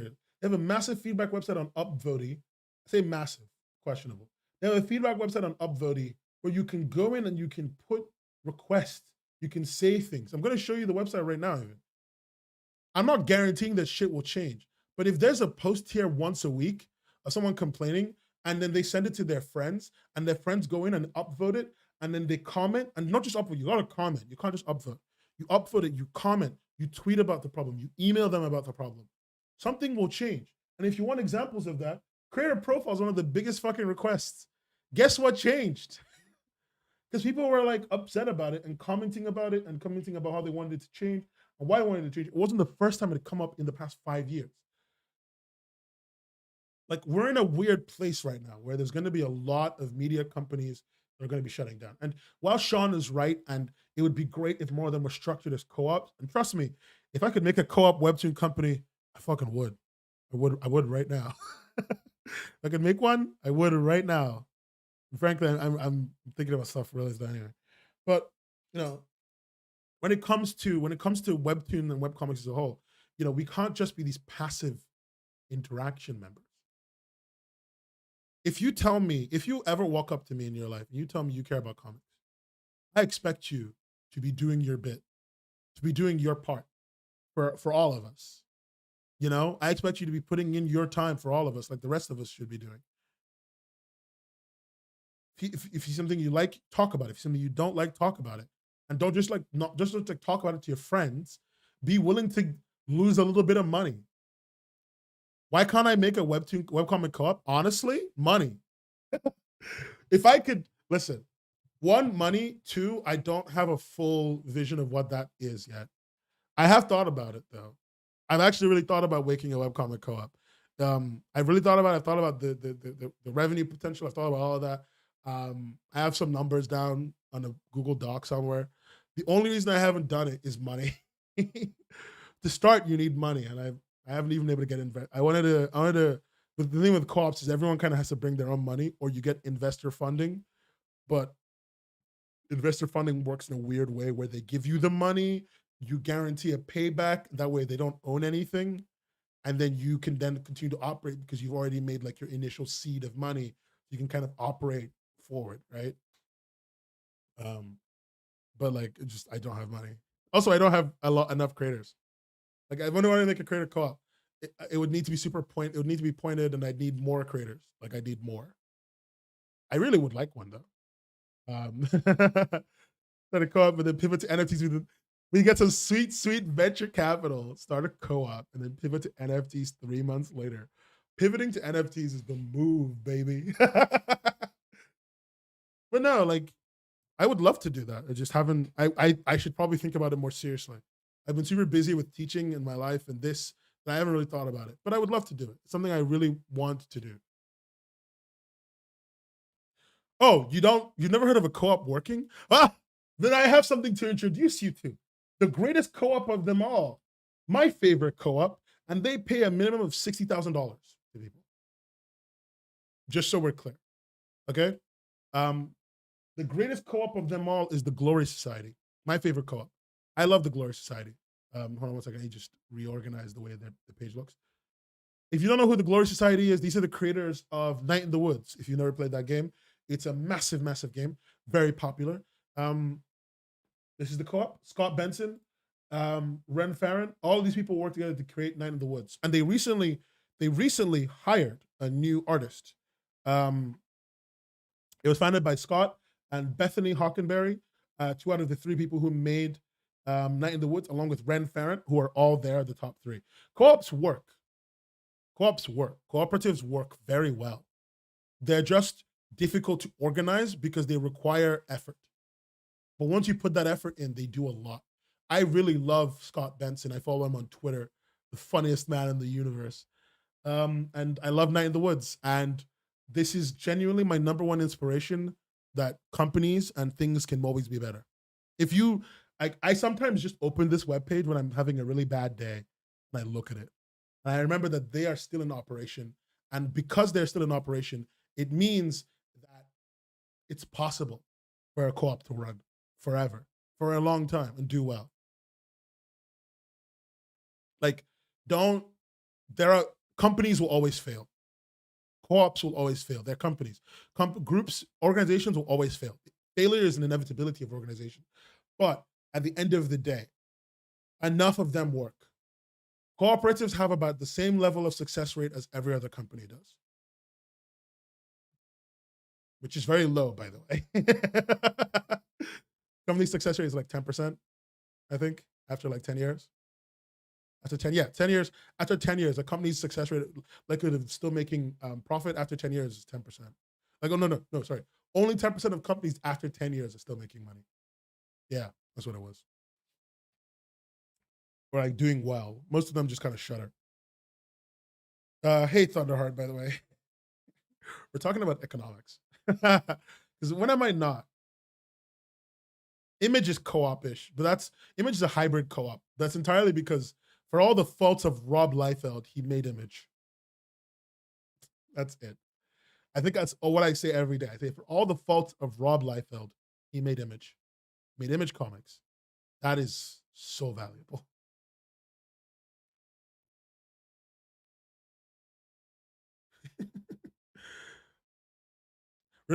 You've missed the entire pirating discussion. You're so late on the pirating discussion. But yeah, in a way, it does kind of relate back to pirating. And like in some extent, as we watch considering what Ajani asked me, Ajani was like, "What's going to happen?" Ajani, I want to say something to you directly, like, as you know, you're a man of good taste and impeccable comments, which you leave on my videos. So I'm going to talk to you directly because I love you. Expect to see a lot more piracy. Like, one of the biggest parts of the industry as we go forward, expect to see a lot more piracy, and expect to see a substantial amount of content be locked off in really like obtuse ways, like very obtuse ways. You're gonna start seeing like one of the biggest ways movies are avoiding piracy is releasing on streaming services. If you don't know, the streaming services prevent piracy quite a lot. They have all these like anti-recording features and stuff. One of the best parts about it is that there's no like original HD recording you can intercept and download, right? That's a big part of streaming services.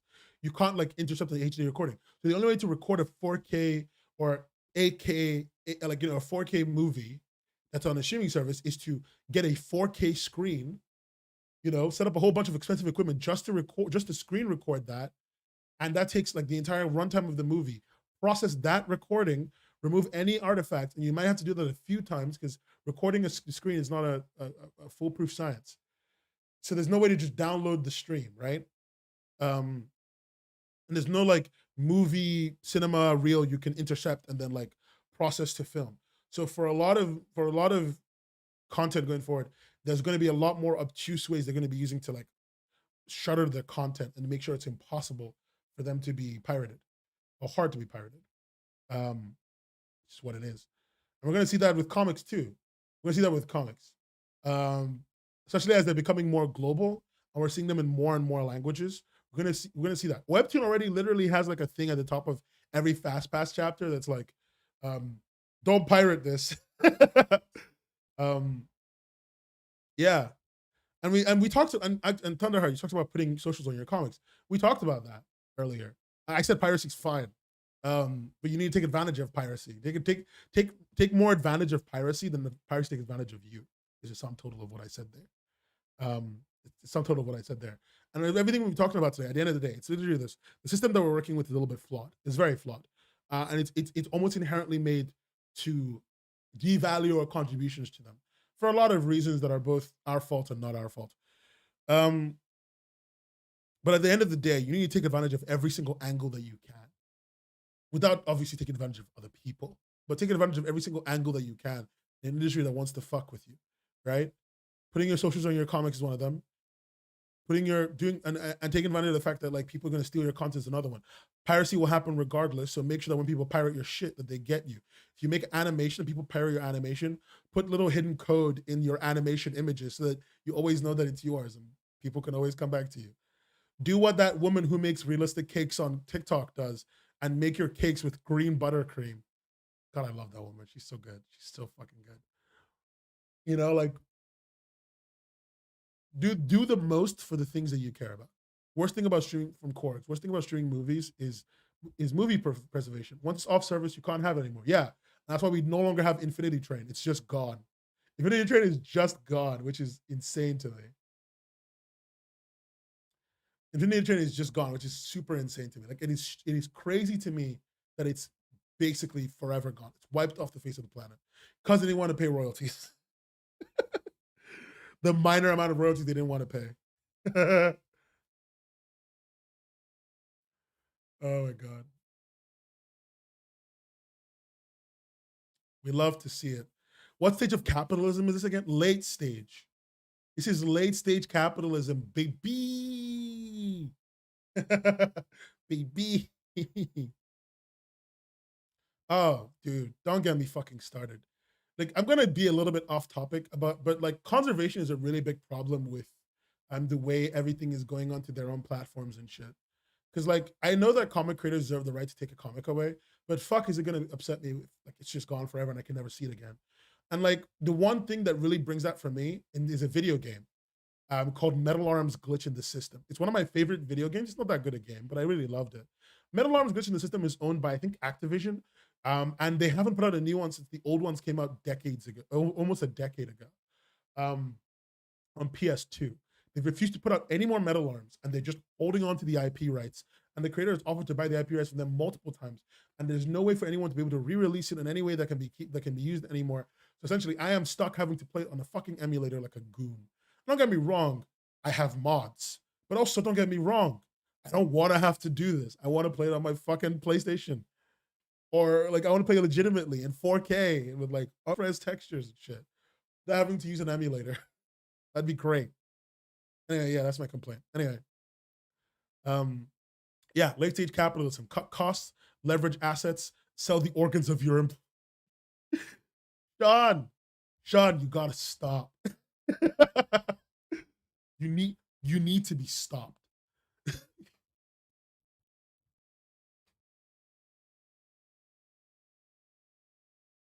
Can we talk about bit rot?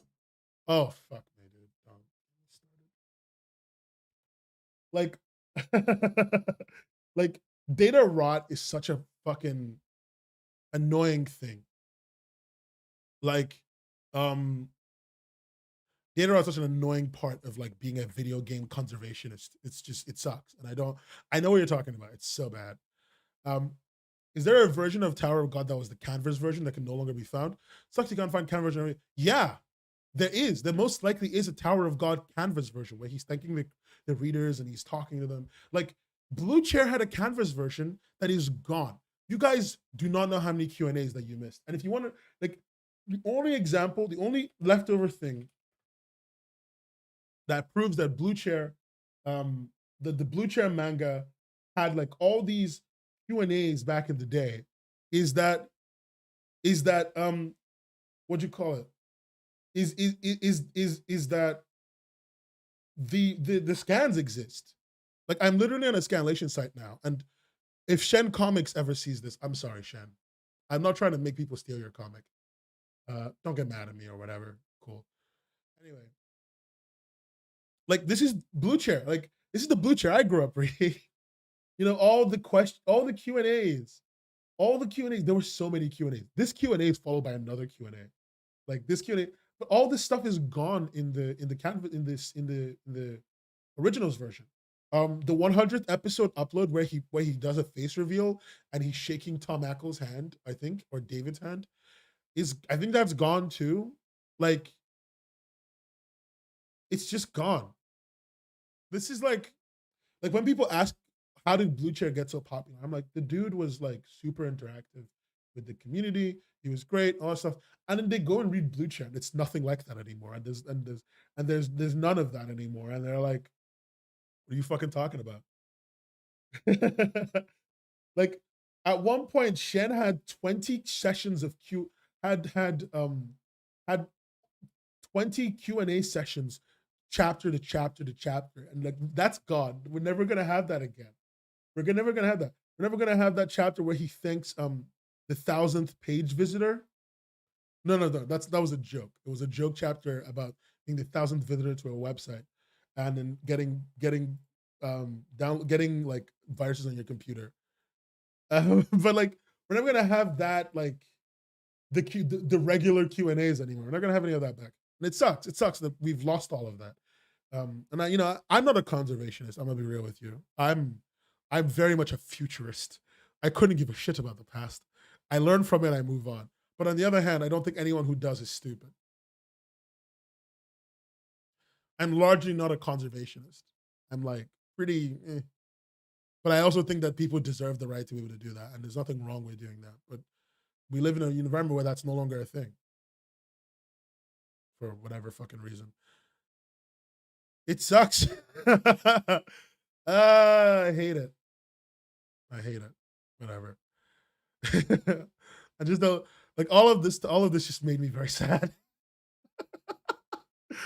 uh oh God.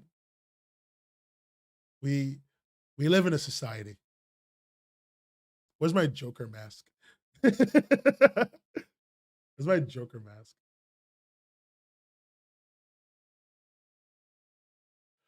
Oh, one HP Club got an original, and I fucking hate the original, and I love the canvas version.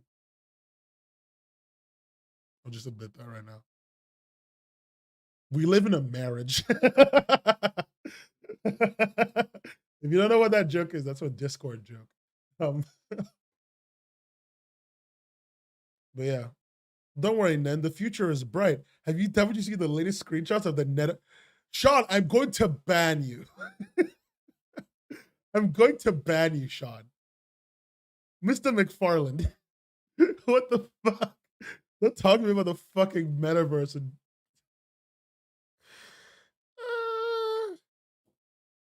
uh, pain. Pain. Look, guys, this is the future of artistic expression. This is the future of change. This is where we're headed, guys. The metaverse. The, the metaverse. Ban me if you will. I will only grow stronger. Fuck you, Sean. This shit looks worse than Roblox in 2009. Fuck me. I mean, I really wish I could read the canon version of originals. I like to spot the differences. Why did they make them take the old versions down? Oh, to force readership. Webtoon has found out that it's a very good way to force high volumes of readership, and that is to take down the canvas version and then deprive the audience of the version that they like for months, and then the comic will come back after maybe months or a year, and then it will force readership into the comic again, even if it's rereading. It's also why they make comics that are quite a way along, redraw whole sections of the comic. They do that as to force them to give the reader something new to come to. Yeah, it sucks. It sucks, if you will. How in the world are you literally one of the biggest companies in the world, and that's your problem? I know metaverse is stupid. You know what's funny? This picture of Mark Zuckerberg looks like more of a human than he does. Like, I'm not even trying to fuck around. Like, I'm not a person who thinks Mark Zuckerberg is like an alien, looks like an alien or anything. I'm not one of those people who thinks like a robot. Like, I make fun of him, but I think he looks fine. But honestly, this looks more human than he does. If I ever got original, I would absolutely leak my old work to scan sites. Sean, that those are the words that will not get you a career. You're actively burning your career. Stop doing a me on main. Like, don't do what I do when I tweet from the Webcomics Hub account, and it's essentially just this. Okay, don't become me. You're better than that, right? You don't need to do what I do. You deserve success.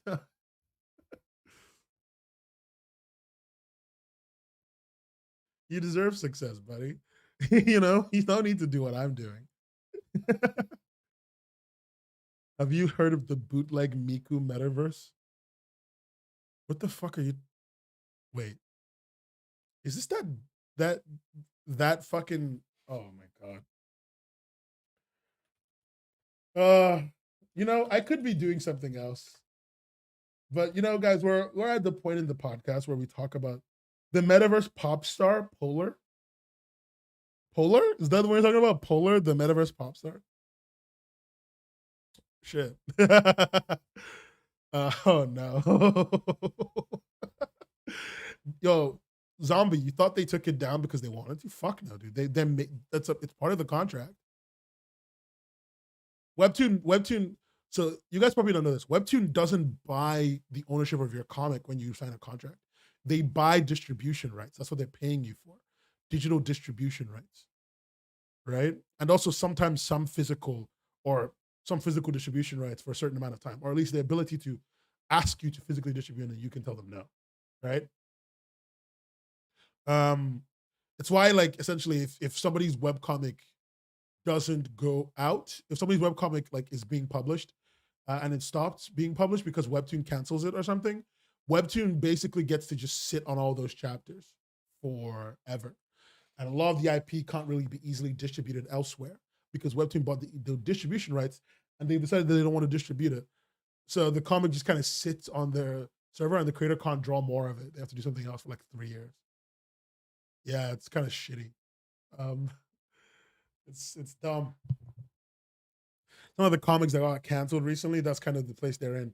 The creators essentially not only have to give up the IP, they can't distribute that comic for the next 3 years or so. It's shit. Oh well. You know, we live in a comic. We live in a comic society. Can somebody draw? Okay, guys, I never make art requests of this group, but I need to ask you guys. Can somebody draw me Webtoon wearing the Joker suit, walking down like the Joker stairs, going, "We live in a comic." Like no, like a multi-headed creature that's got like Webtoon and like Tapas and like all the webcomic company heads as its head, logos as its head, and then it's wearing like the Joker suit and it's doing like the kick and it just says, we we live in a comic."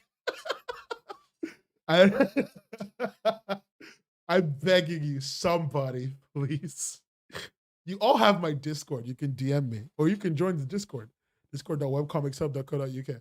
Um, because that'd be so worth it. We live in a comic. Only if I give you the 27 million that we all own. Shit. Don't I thought you got 27 million too. Fuck. You didn't get 27 million like I did? We all got 27. My stream went down for like a millisecond for some reason. I don't know why my stream went down. What? What just happened? Okay. It's back. Whatever. 27 million. My stream went down for like a second. You guys probably didn't even notice. Um, holy shit. Like, we're in a very difficult place. And like, why don't I have fun channel redeems? I should. I should have fun channel redeems. But I don't really stream on Twitch. I wanted to start playing games on Twitch again, just cause, but you know. Webtoon was molding. Yeah, they tried to take me down. Webtoon has never tried to do anything to me. I want. I'll try to draw you like with my limited art skills.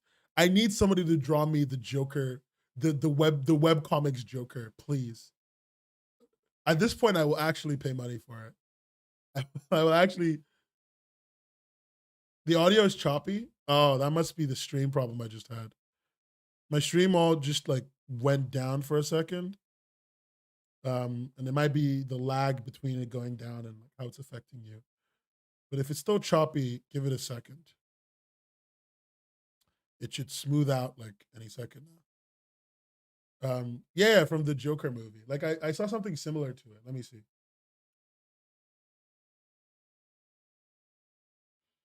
Um, there it is. This is like a similar image to what I'm looking for. Yeah, yeah, good. I'm glad it's better for you, Corks. This is similar image to what I'm looking for. This, but like instead of this because some. By the way, if you want to know why this is here, it's because the one of the Jurassic World movie people, so that the dinosaurs would be like the Joker in the Joker movie. But anyway, I would love a webcomics version of this. Like uh, wearing the little Joker suit, like he's doing the Joker kick. Like he's doing the Joker kick when he's like dancing on the and he's like dancing on the staircase in the movie.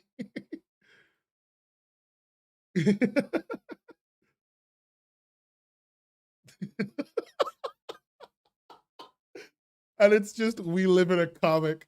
The end. That would make me laugh for months.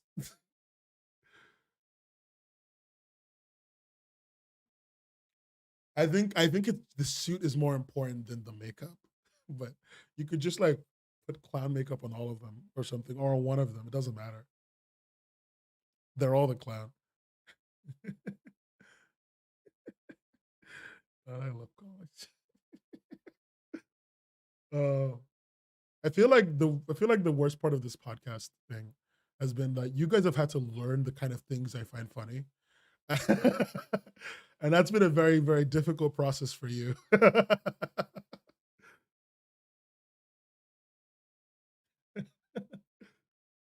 You learned about global comics recently? Okay, I've got a little bit of time. Let's have a discussion time. Right, let's have some discussion time. Why not? So, what did you learn about global comics? This is a great time to ask me any questions, by the way, about anything we talked about. So, anything, any questions? Let's kind of go through them. Um, what do you not like global comics, Thunderheart? I want to know what you think about it. I want to know. I have thoughts about them. Not all of them are negative. Not all of them are positive. But I have thoughts.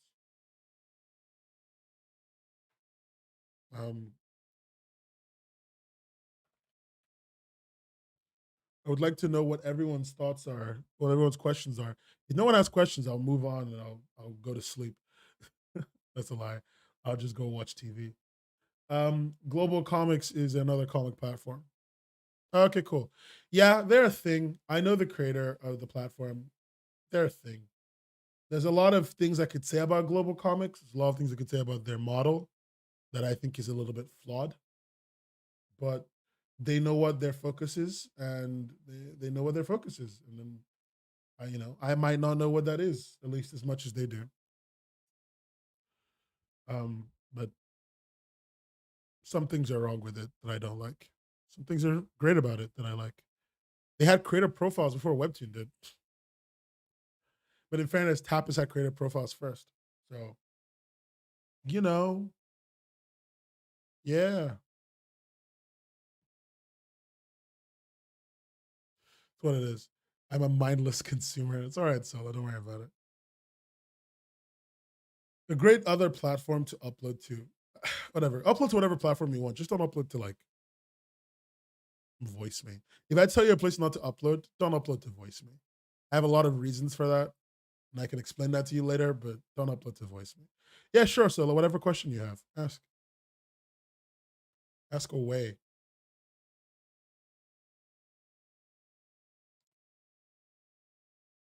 I can't talk about all my reasons on stream.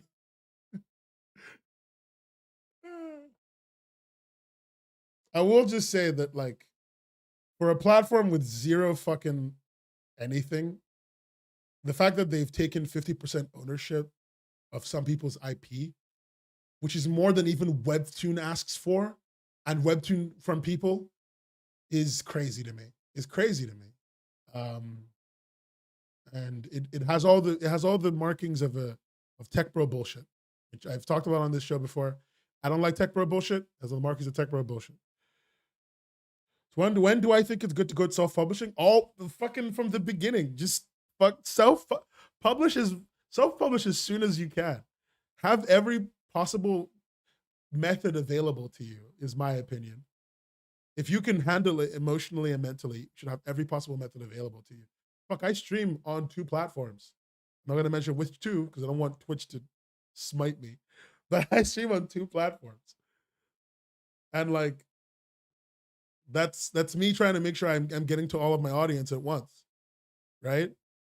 If I could stream on 4, I would, but the thing is, there are no 4. I wanted to stream on 4 platforms. I was going to stream on Twitch, YouTube, and Picardo, and other platforms, you know, like Trovo and stuff.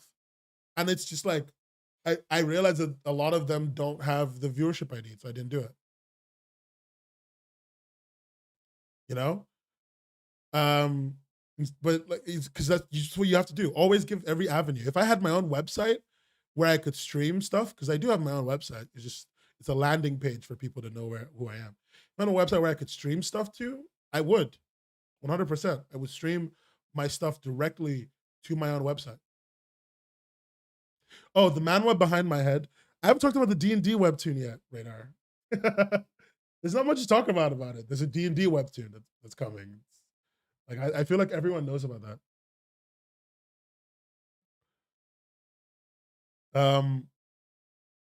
Yeah, if your local comic store or bookstore is cool and you've already printed your comic and you give it to them for free, telling them that they should only give you money when it sells, like, yeah, they'll probably let you put your book on their shelves. What's the manual behind my head? The manual behind my head is from when we're talking about piracy. Let me just find the piracy article. It's called it's a BL manhwa, and it's called Mad Place by Juna. Mad Place. It's a violent BL manhwa. When we're talking about piracy, it was relevant, so I put it up. That's it. There's a D&D webtoon. You know what? I've got time. Whatever. Let's talk about this. Can we talk about that webtoon that has like a 2.5 rating or whatever? A 3.1 rating? What's it called again? The webtoon with a really low rating. What's it called again?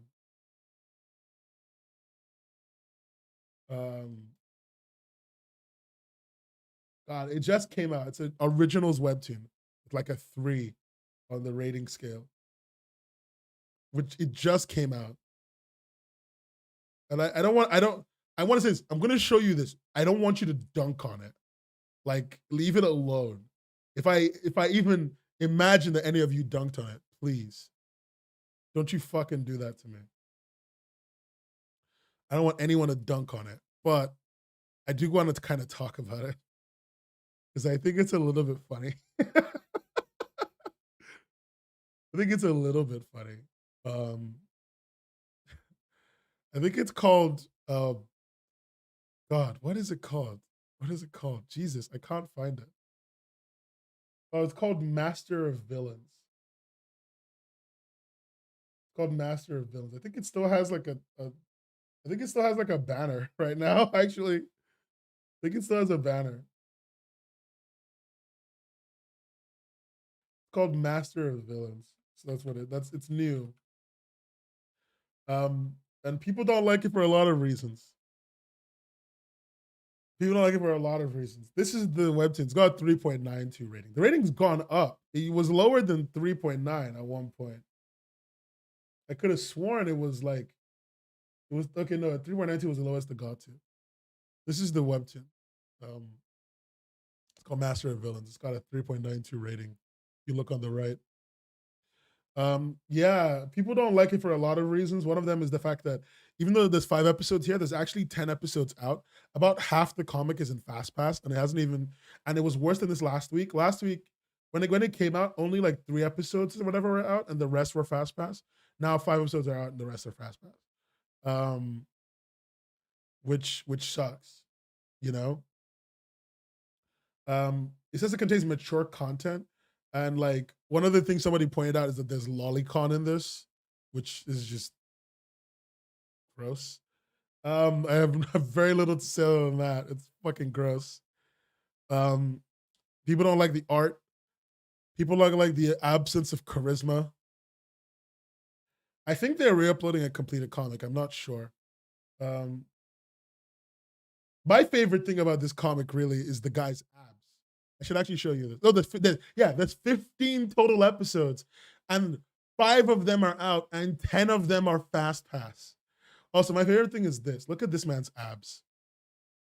Look at how he looks like he looks like he's got a cockroach carapace as his abs, which is all I could think about when I saw it. That's all I could think about when I first saw it. I was like, I didn't like the work. I didn't like a lot of what's going. Jesus Christ. Roach Core. No, Korea is not more strict about art. Like that's an illusion. People see like fucking Y Lab comics and they see like Solo Leveling and shit, and they think, oh, Korea is so strict. Korean manga is so good. See, look at it, dudes. Those are like the best things out of the country. Like remember, most things aren't very good. Most those are the best things out of Korea that came out and then became popular outside. Like one of my favorite Korean comics isn't even that well drawn. It's this one. It's this. This is my favorite Korean comic. It's the girl from Class. And should we go read Breaker 1 and Breaker 2 before reading Breaker 3? Fuck off. This is the girl from Class, and like most things aren't good, dude. I'm sorry. This is the girl from Class, and this is the art. This is what they published it with. About Death has worse art than this and draws Marvel and has Iron Man in it. Like understand that like just because you see Solo Level, oh no, Korea is not more strict about that. Like they're not 100%. 100%. Young, the girl from Class came out in 2014, so this is pretty early Webtoon. About Death came out in, because they all got translated about the year when they concluded. About Death came out in 2014 as well. About Death was so popular. Oh my god. The entire comic is currently in FastPass. The entire comic is currently in FastPass. Fuck me. I can't even show it to you because most of it's in FastPass. Fuck this. No, I should say really quickly, I like the girl from Class. Just real quick. Pre-Red Ice, no, but even within Red Ice's shit, even within the Red Ice Y Lab shit, lots of stuff looks bad. Because like in terms of art. But anyway, Korg was talking more about the portraying young people in a sexual way. I'm gonna be real with you, Korgs. Most people aren't strict about that. Webtoon just let a lolicon comic onto their main page. Like they don't give a shit. Webtoon deals with dubious consent regularly. Like some of their biggest IP is full of dubious consent.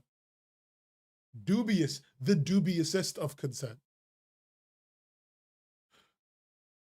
And also the Red Ice, like the post Red Ice aesthetic shift is largely still an internally Red Ice thing. It's not a thing that happens outside of Red Ice. Like people just keep noticing that Red Ice is doing that and DNC does that. And like they see like DNC and Red Ice and they see Y Lab and they think that everyone's doing that. It's like, no, these companies are just incredibly prolific. Most people don't do that still.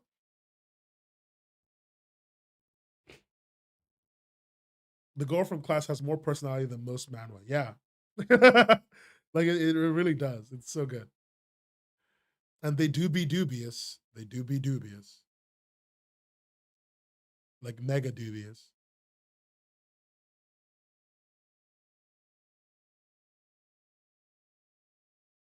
It is we exist we exist in a space where like there might be some strict laws in Korea, probably, but like in effect, the laws are not effective.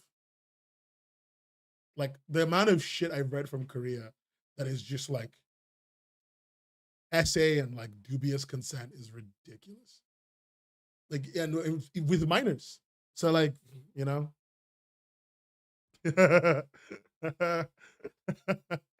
I don't think they give a shit. Um, which on one level, I don't think anyone writing that is terrible. Um, but how they portray it is really what's important about it. Because whatever, I don't want to get into it today.